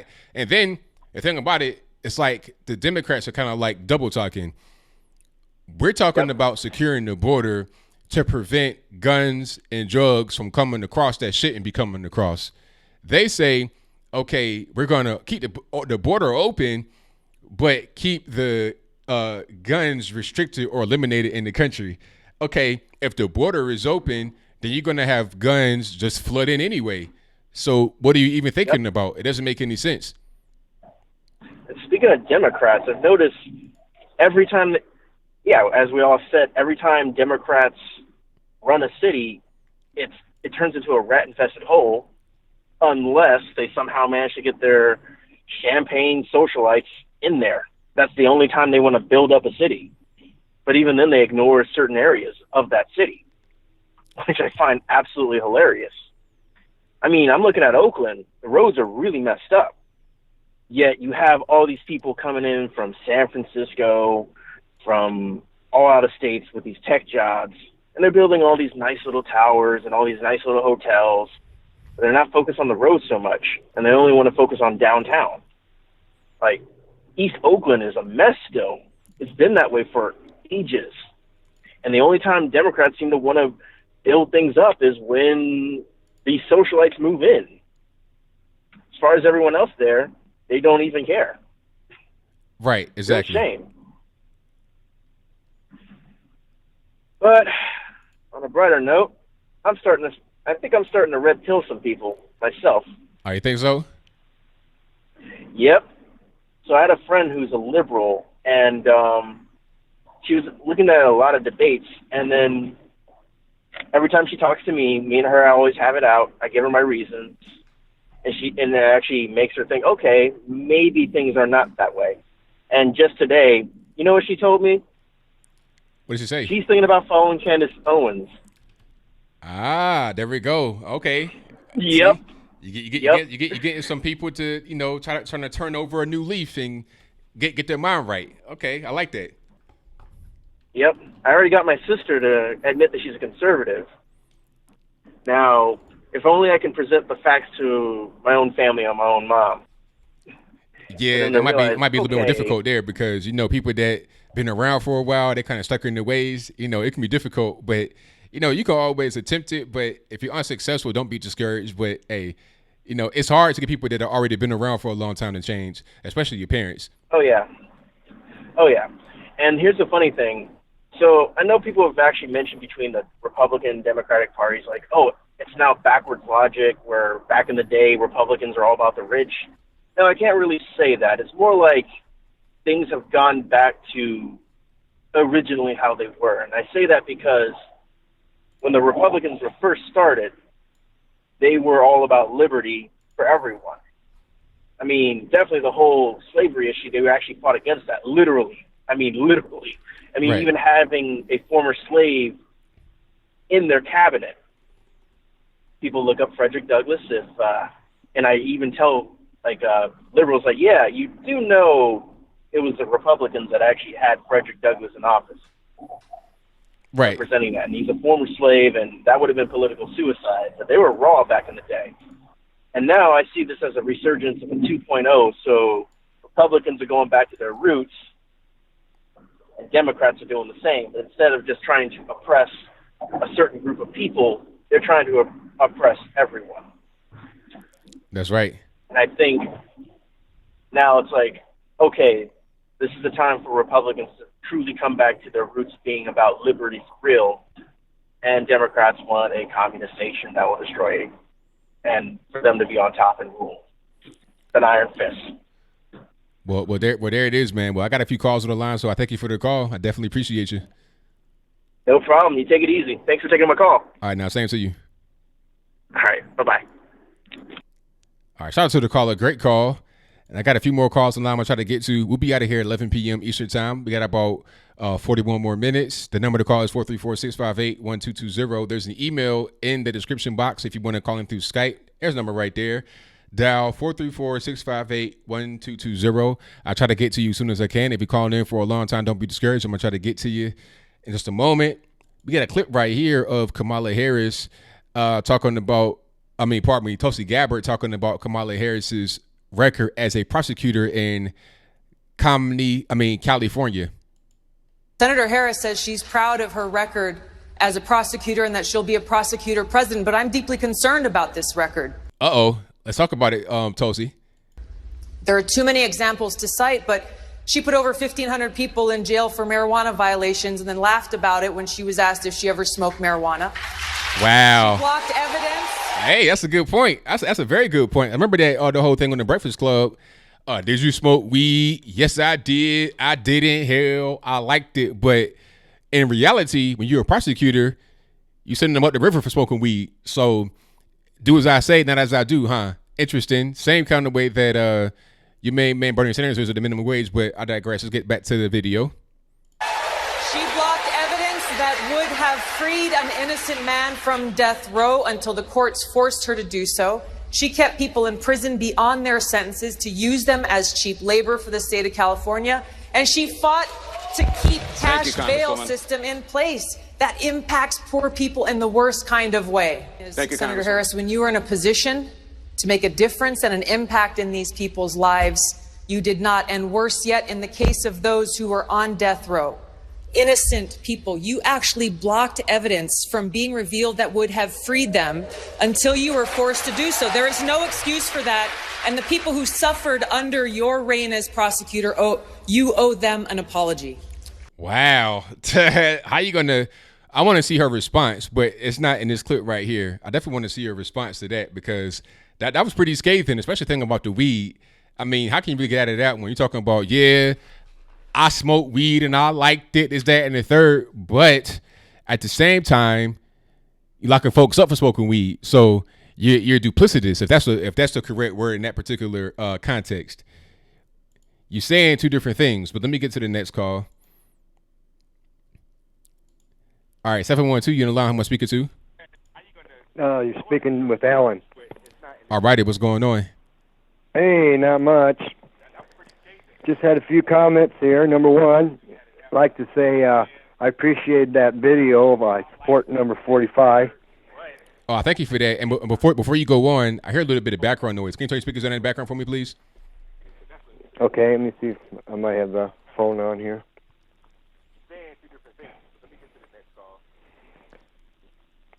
All righty. Okay, does that work? Yeah, I still kind of hear it. Do you have the stream on in the background?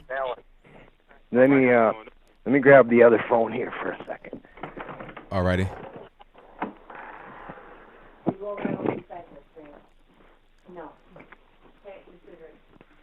All right, go ahead and. Is that better? Okay, yeah, we good. So, but yeah, I appreciate you for your comment about the I Support 45 video. You know, we all came together and did that. We just want to show that, the president is not a racist person. We want to show how we love our country. And we won't let the media control the narrative. We're going to make the narrative from now on. We'll be the ones set the tone. We'll set the narrative. The media is not going to control us anymore. So I thank you for the comment. Definitely appreciate it. You bet. You bet. I mean, I support pretty much all of you. I've listened to all of you. Basically, number two, I've got some land in Idaho that I'm willing to sell for $1 million an acre. So those liberals that want to go find a mountain or something like that, I've got that. Just want to throw that out and make profit for myself. There it is. And then number three, I do want to talk a little bit about the Baltimore issue there. What I've seen, I didn't really realize how bad it was until it was brought up by President Trump. And I went ahead and punched in, Baltimore poverty, looked at that, looked at the rats, the garbage all over the buildings. And for one thing, I was over in Iraq. And some of them buildings and that whole area, a lot of that area that I seen was actually worse than what I'd seen over in Iraq. There was some bad things I did see over in Iraq, but that kind of disturbed me that, you know what, the Democrat Party and these Democrat leaders, for instance, are so much in worrying about the illegal immigrants that are coming in this country, giving them free health care, yet they won't do a damn thing for that city, like, for instance, Baltimore. There's probably other cities, I would say Detroit. I've seen Skid Row over there in L.A., San Francisco. You know what? You're right about one thing. It is the local residents that need to change this. They need to come together and say, hey, we're done with what we have with this party that is running the city. How long has it been since, let's say an example, Baltimore had a mayor that was a Republican, or someone that's willing to do something, or a congressman that's been in Congress since, what, 92, if I remember right? Why hasn't he done something for his district? He might have sent them money, but why didn't he follow up? Shouldn't there be like a federal investigation on what happened to this, what, $12 billion? Is that right? Did I hear you right? $12 billion that went to Baltimore that don't know what happened to it? 16. That's how much? 16 billion. 16 billion. What happened to it? There should be an investigation on the whole thing. And I know Ben Carson. I've actually met Ben Carson. Got a chance to talk with him. Very intelligent man. He was actually if I remember right, today he was in Baltimore. Yes, he was. And I mean, I was a Ben Carson supporter at the very beginning. Let me start out with that. And he's a brilliant man. He's trying to do the Trump and Ben Carson is in my eye is basically a brilliant star of the Trump presidency. He's kind of on the sidelines, not being too loud, not being too quiet either, but he's trying to bring out some with the urban development. I think these are good programs that would work. That's but right. That city or any city that has Democrats that are running them, that are actually being run down like that, you as a citizen have also a responsibility to wake up, and you can change. And I believe that that's what they need to do. They need to change. They need to kind of, we gotta get the word out to them or do something. I was actually just like very heartbroken on seeing this. Yes, maybe because we're not have the same color doesn't mean a damn to me. Because, like I said, when I was over in Iraq, we all bled red. It didn't matter. That's right. We protected each other. I had Mexican American friends. I had blacks. I had whites. We had even some Asians. They didn't give a All right, they didn't give. Yeah. They just want to kill Americans. That's right. That's right, man. Well, I don't mean to interrupt here, but I got to get to a few more calls. So thank you for the call. I definitely appreciate you. You bet. Thanks, Anthony. And I do appreciate everything you do. All right. Thank you for the call. You bet. Bye-bye. All right. Shout out to the caller. Most certainly appreciate him. Let me get to the next call here. In the Champions League in the round of 16. All right, Nippin. What's going on? Okay. Let's get the background noise together. I was looking so forward to giving my ratings on how the Democrats were performing. Uh-huh. But I couldn't because you had to take it down because CNN told you to. Well, they took it down. they contacted YouTube and then it was automatic. Yeah. And yeah, Baltimore is a sinkhole. I'm sorry. I just have to put it out there. Yeah, Baltimore is in bad shape. Everybody knows that. I mean, Elijah Cummings, who was the target of the quote-unquote attack, he knows it. He said it out of his own mouth. The mayor that just got resigned this year, she said it last year. She knows it. The current leader of the Maryland State Senate knows it. He said it 30 years ago. Everybody knows it. It's not a secret. It's not racist to say it. Only when Trump says it does it become somehow a thing that's not true and racist. Not just Trump. Even if it's a black person on the right. Yeah, any conservative, it doesn't matter if they're black, white. You know, they'll say that a black person who says that is a white supremacist.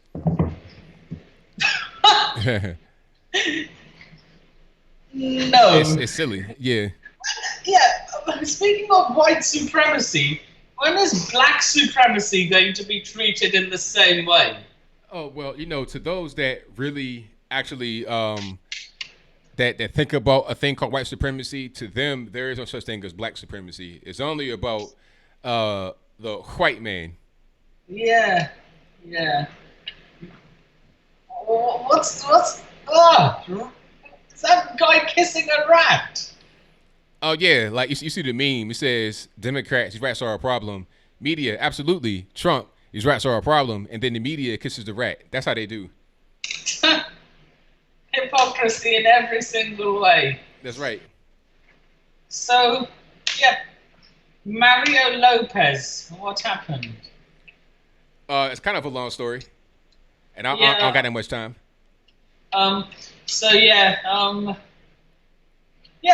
Baltimore is a sinkhole. So is Detroit. So is San Francisco. San Francisco, Detroit, Baltimore, Philadelphia, Trenton, New Jersey, Camden, New Jersey. All these Democrat-ran areas have been run into the ground by the Democrats. Los Angeles is becoming like that. You know, Jackson, Mississippi.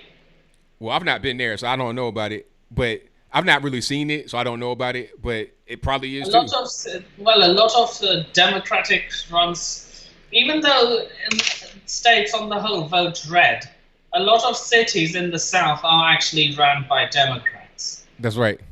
I mean, think about it. Louisiana. Heck, Louisiana even have a Democratic governor. Yeah. And yeah, that's it. Now I'm not going to be. It won't be accurate, but I'm going to do my best on the ratings. Kamala Harris. She got pretty much destroyed by Tulsi Gabbard because look, don't get this twisted. I'm going to support Trump, but Tulsi Gabbard is the only Democrat that actually made sense. Yeah, I mean, to a certain extent, I think she was more moderate than the other ones. Mm-hmm. Yep, and then Gilroy's shooting. What happened? Yeah. Well, it was a shooting in California, like a mass shooting. Oh, yes. Say no more. It's probably the same thing. And you know that the whole narrative is they want to get rid of guns and white supremacists and stuff like that. Although the guy was mixed Iranian and white, well, Iranian and Italian. So I'm not really sure that Iranian and Italian equals a white supremacist. Yeah. The Democrats are just going too far to the left.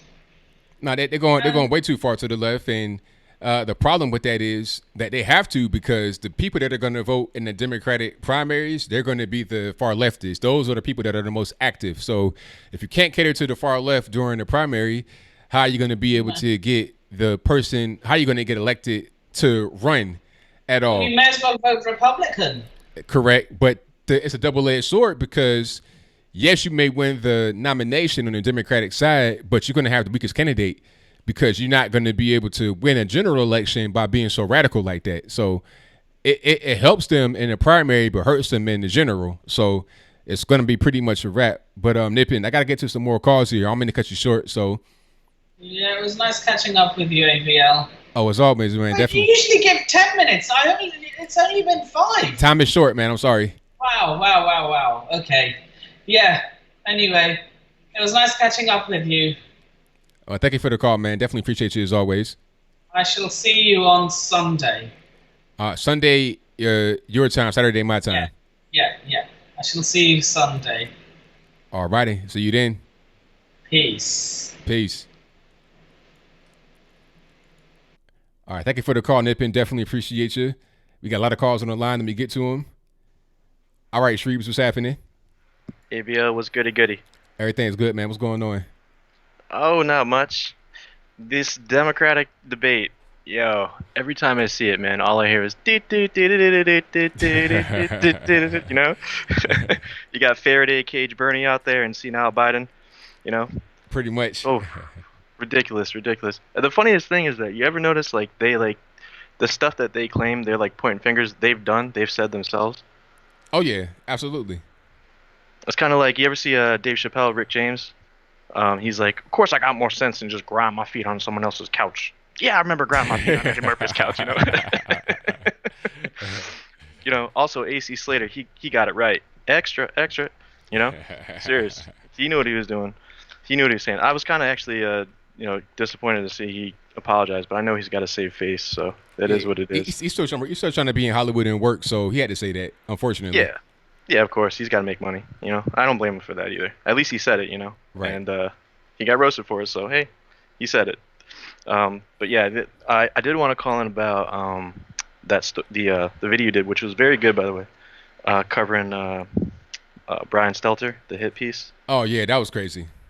That's just crazy, man. How you going to do that to that girl? What's her name? Mrs. That's like Classic? I think her name is Classic, Kim Classic. Oh, we just butchered it together. That's all right. Yeah, probably so. Right. But yeah, that upset me so much because you got a girl that's actually out there trying to do like real journalism, you know? Like, and the whole thing, his whole point was like, oh, she's not popular, she's not getting paid, you know, wasn't really, you know what I'm saying? Like, he's saying basically like, oh, it's a popularity contest. Like, no, that's real journalism, bro. What are you talking about, you know? I mean, if anything, that gives her more credibility. That means that you can't say that she's just trying to make money and all this and that. She's just doing it because it's a genuine thing that she's trying to do. She's actually doing some work. So if anything, they give her more credibility. In his mind, he's like, oh, well, she ain't making no money. At that point, it becomes kind of you know, just a jealousy thing. You know, I'm doing better than she is type situation. So it was really weird. Yeah, it was just bizarre. Yeah, honestly, I hope he gets roasted for it because that poor girl, man, she was like donating clothes and stuff like that to people who actually needed it and stuff. You know, she's actually out there. That's real journalism. She's going out there trying to talk to the people, you know, and that's something I always advocate is like, you got to hit the ground, you know, and just talk to the people on the ground, you know? Right. So yeah, shout out to her. You know, it irked me so much to see, Brian Stelter, you know? He just bothers me. Dude just bothers me, yo. He just bothers me. Like a bootleg George Costanza or something. Nope. But yeah, so yeah, the whole, like I said, the debate thing, that was just as soon as CNN started cutting streams off, like I think they were expecting people to be like, oh, I'm gonna switch up to CNN real quick and just check it out. But I was just like, oh, you guys cut the streams? I'm not going to CNN.com. You know? You didn't get my view, homie. You know, like none of that. So yeah, no, it was crazy. Yesterday, everybody was freaking out about it in the ABL Discord, which everybody should join, by the way. Yes, you know, indeed. Shameless plug right there. So, but yeah, and outside of that, yeah, I just wanted to call in, just give a shout out to everybody, and also, you know, also just show my disdain and disgust for Brian Stelter. He's such a I mean, you got all these betas out there on CNN crying, doing the fake crocodile tears.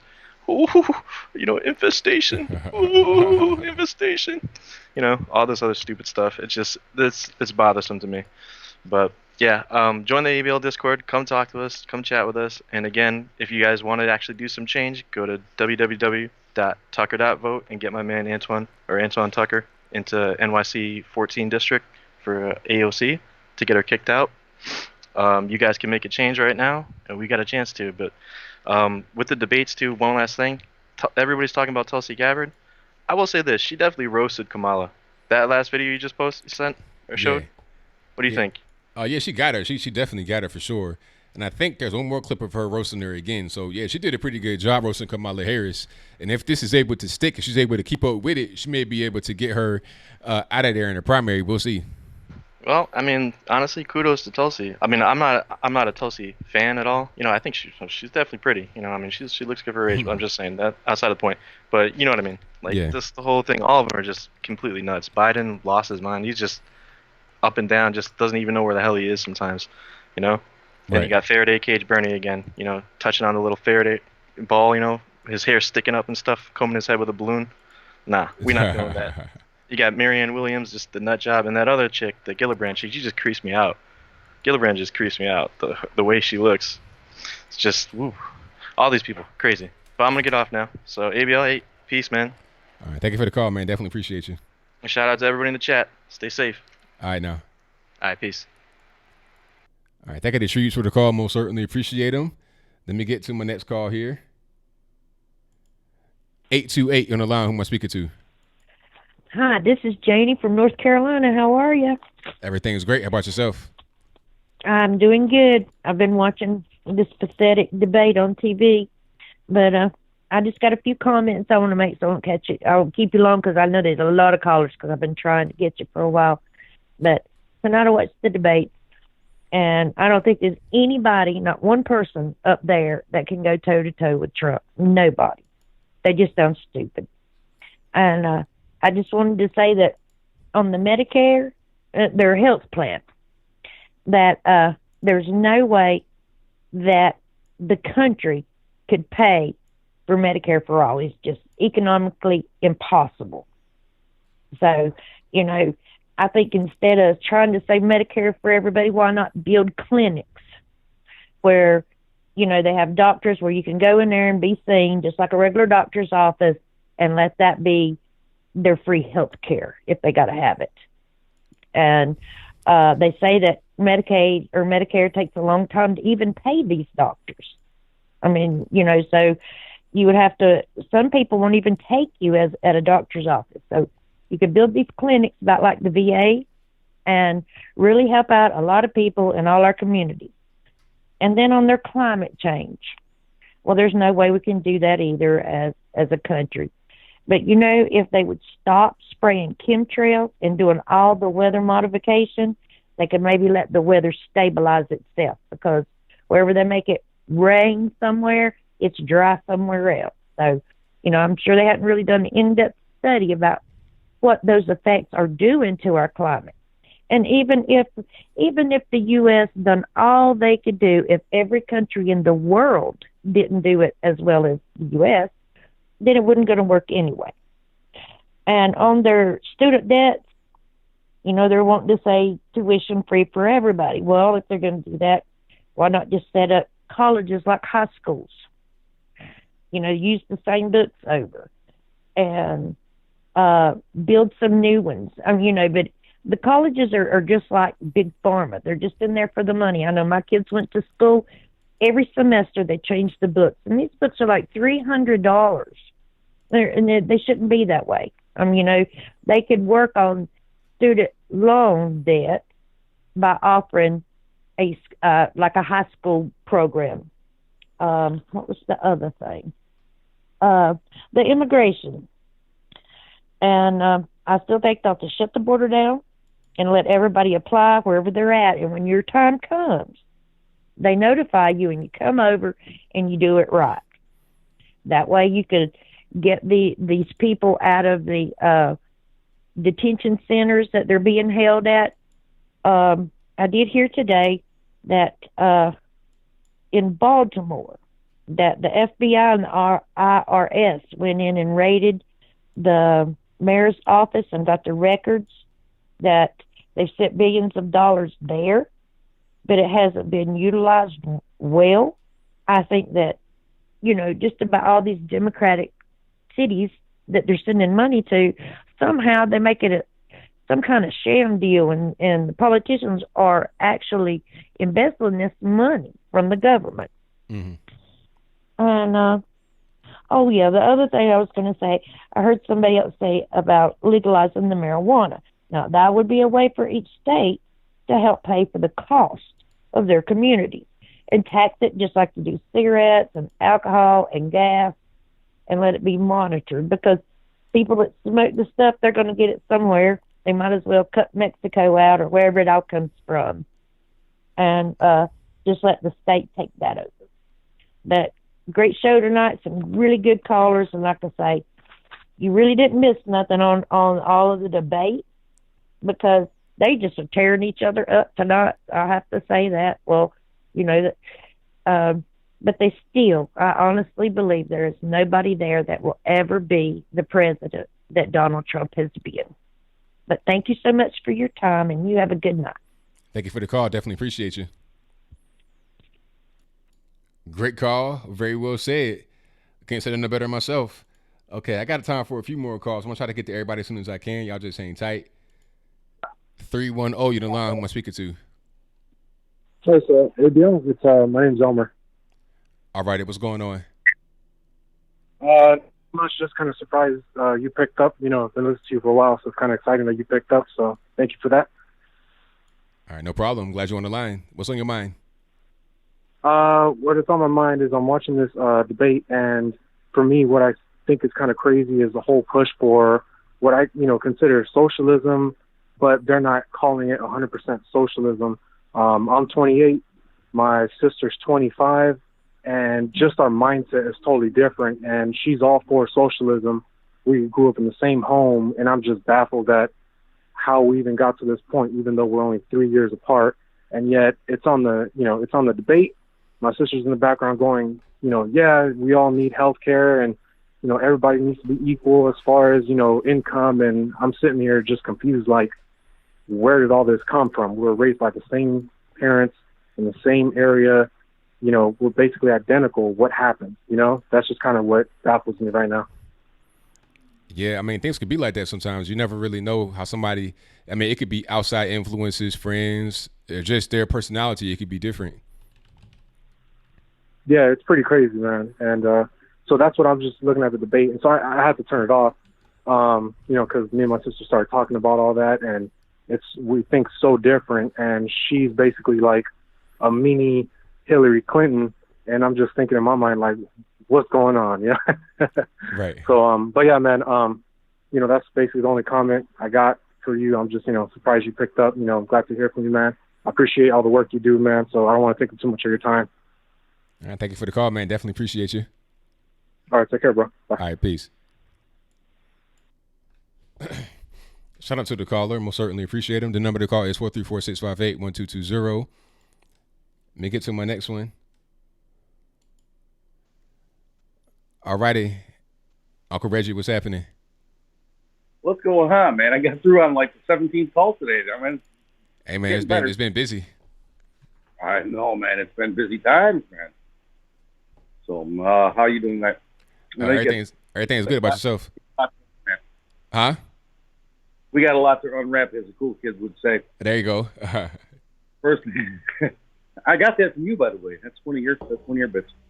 Hey, look, I saw your little debate on RT with that Englishman. Yeah, I know you're talking about Mo Ansar. Yeah. One thing I wanted to put in, and I didn't really see framed in that little small. Sorry, I was just eating this. It's my cleanup rag. When it comes to what the kids are learning in school, that's what the whole debate was about. We should be teaching them how to think, not what to think. That's kind of like that's what I got out of the whole thing. It's something I heard somewhere before a long time ago, and it's something that a lot of people aren't addressing when it comes to the school system. Right. And the youngsters. So I just wanted to hit that. I usually got a lot of some funny things to say. I have been making some memes. I noticed you posted a meme with a guy kissing a rat. So you're having fun with it too. Yeah, it was good. The guy that the garlic fest guy. When people are saying he's Italian, that means he's a Latino. Okay, that's just so it's not a black or white thing. It's a Mediterranean thing. He's Southern Europe. It's a Latino area. It has to do with the language they speak. So that's it is what it is. Well, the main thing is that he's also Iranian. Like, he's mixed. He's not just exclusively Italian or whatever. He's Iranian and Italian. and this whole thing about white and this, that, and the other, it's all vague anyways. It really doesn't really matter. I'm part Latino anyways myself. I'm 1/16 Aztec and 1/16 Spanish, which it gives me more blood. I have more blood in me, So it doesn't really, all of that stuff matters. Well, the thing about it is people are trying to say that he's a white supremacist, but how can you be a white supremacist if you're not white? I don't understand. That's like people, they call people like Candace Owens a white supremacist. How does it make sense? She's not white. Like, we just got to use words that make sense according to reality. Right, and I think we got to put the horse back in front of the buggy where it belongs too. Where I don't think any of this stuff really matters. It's your mind frame. It's not the color of your skin or your circumstances. This guy, he had a successful brother. His father, grandfather, he was like some kind of politician or something. I mean, his family tree has lots of successful people in it. Apparently, there was some kind of weird stuff going on with his father and grandfather. And I guess they were they had an appeal. He had some charges filed against him. It was appealed. So I've been kind of looking into it a little bit. But this kid had no reason to do what he did. He come from a good family. So I don't know. Just because his father was Iranian, he was American first. So that's right. I'm with you. So. And none of that stuff really matters. And it was a mind frame. The guy's in Deep Blue, California. He's just south of San Jose there. That's where he lived. They found his car, oddly enough, parked in his driveway. So I don't know. Did he walk there? Did he get dropped off? Somebody, it doesn't make any sense how this happened. But I don't know. I guess the policeman, basically, I guess you'd call him the whitest guy on the planet. If you've seen the presser afterwards, he smiled the whole time. Yeah, he killed a bunch of people. It was just creepy. The news reporters were all smiling. What's wrong with California? I can't call it, man.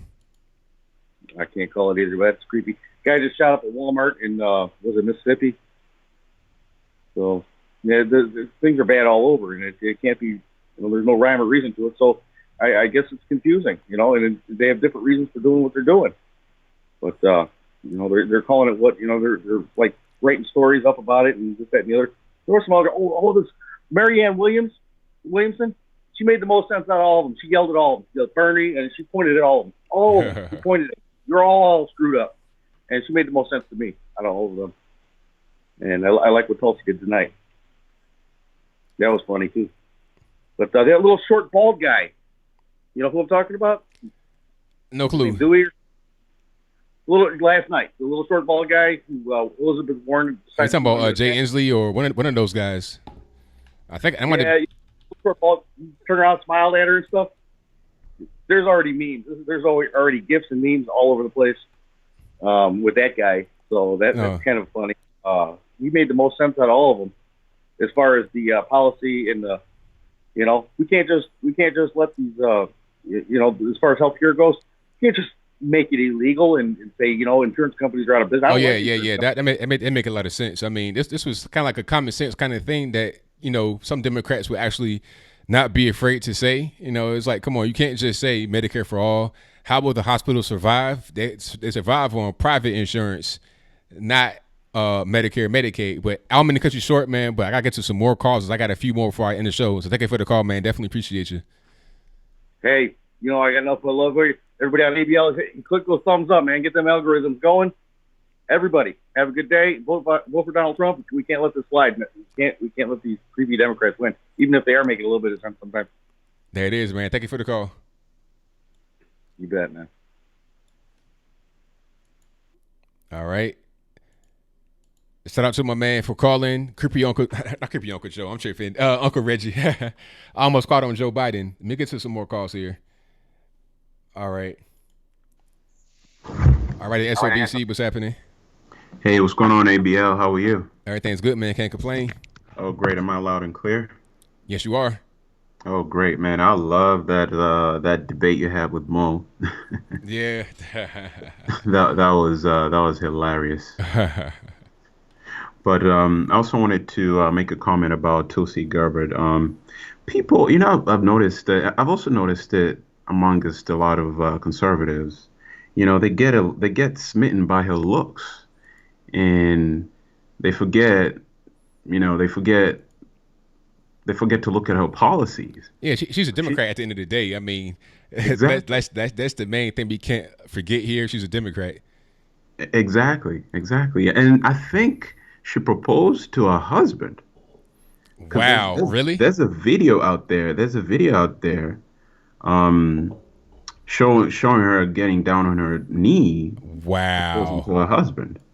So, but don't quote me on that. I think I saw something out there. Okay. Yeah. But anyway, I also wanted to talk about Baltimore. Baltimore's a mess. That's true. Everyone knows that. And so I work in IT, and I have access to certain tools to do data analysis and see certain things or turn data into information, right? Mm-hmm. So I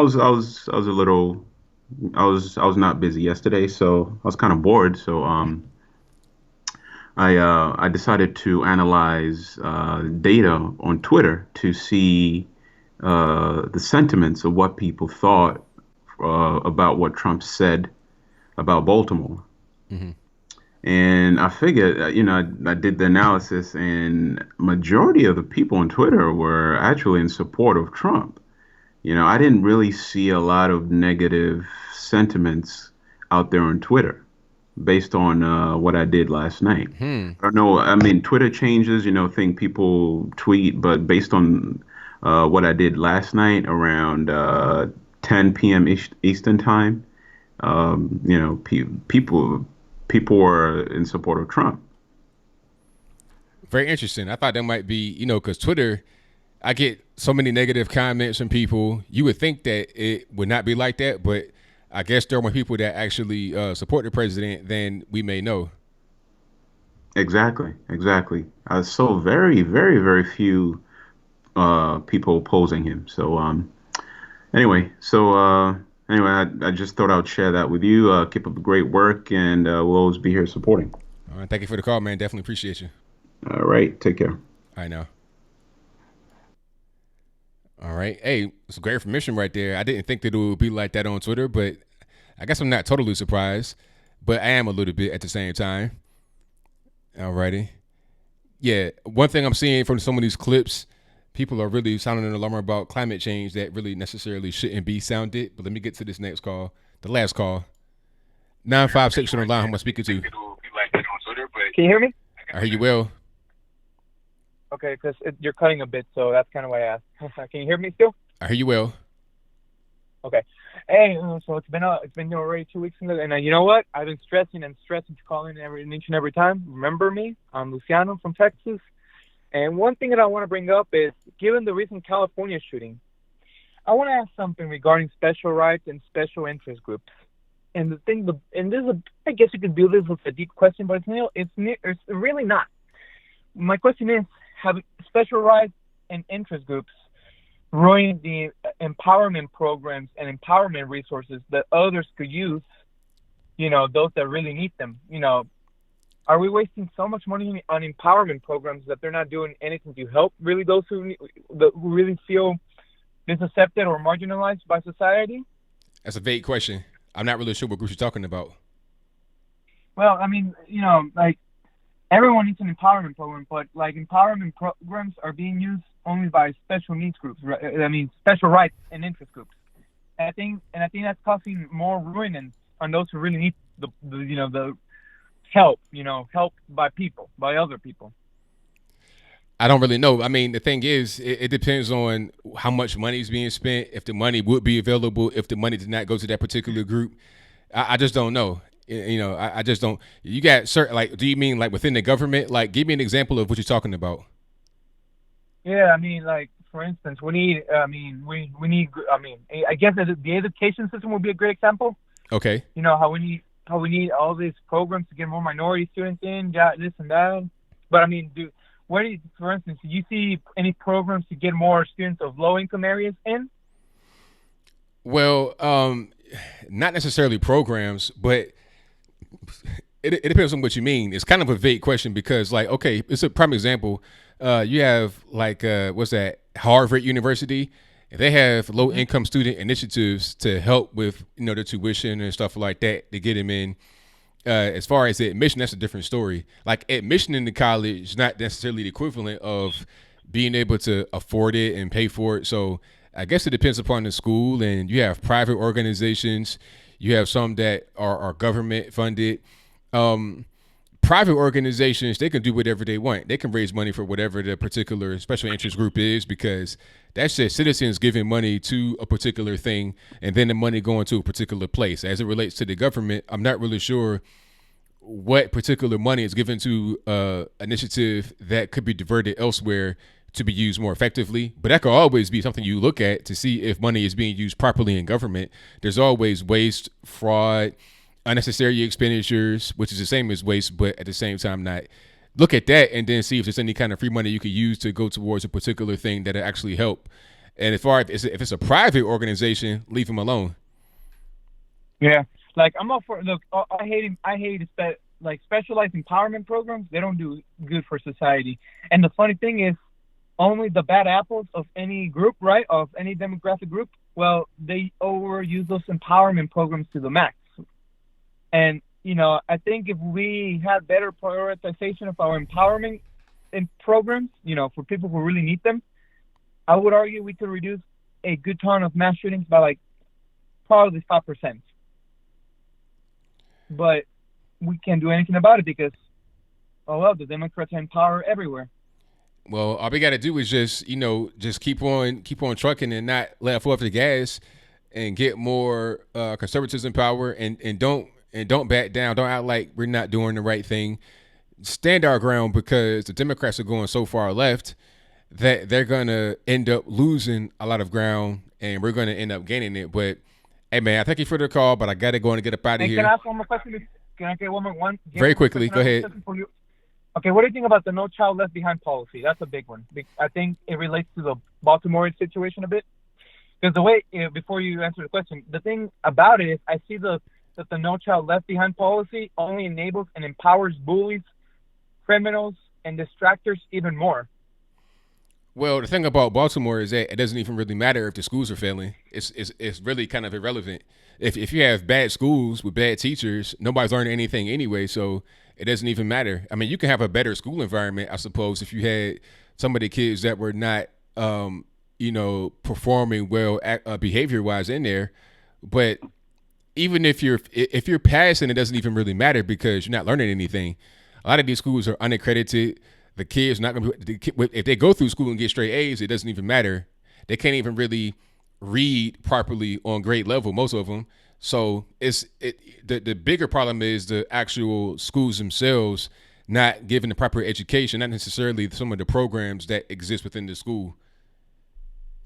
Right. Well, but see, I mean, I hate the whole standardized testing, and I hate. All right, I got a little bit of time, so you make it kind of quick. Okay. The point I'm trying to make is school has become too merit-based, and it doesn't really, like, high school is supposed to be a formative time of your life. It's not really supposed to, college is supposed to be more academic. But now I guess high school has tried to emulate so much academicness from, and it's hurting the students, not making them better. Well, hey, I mean, I'm with you, but here's the thing about it. Now, if it makes sense, let me know.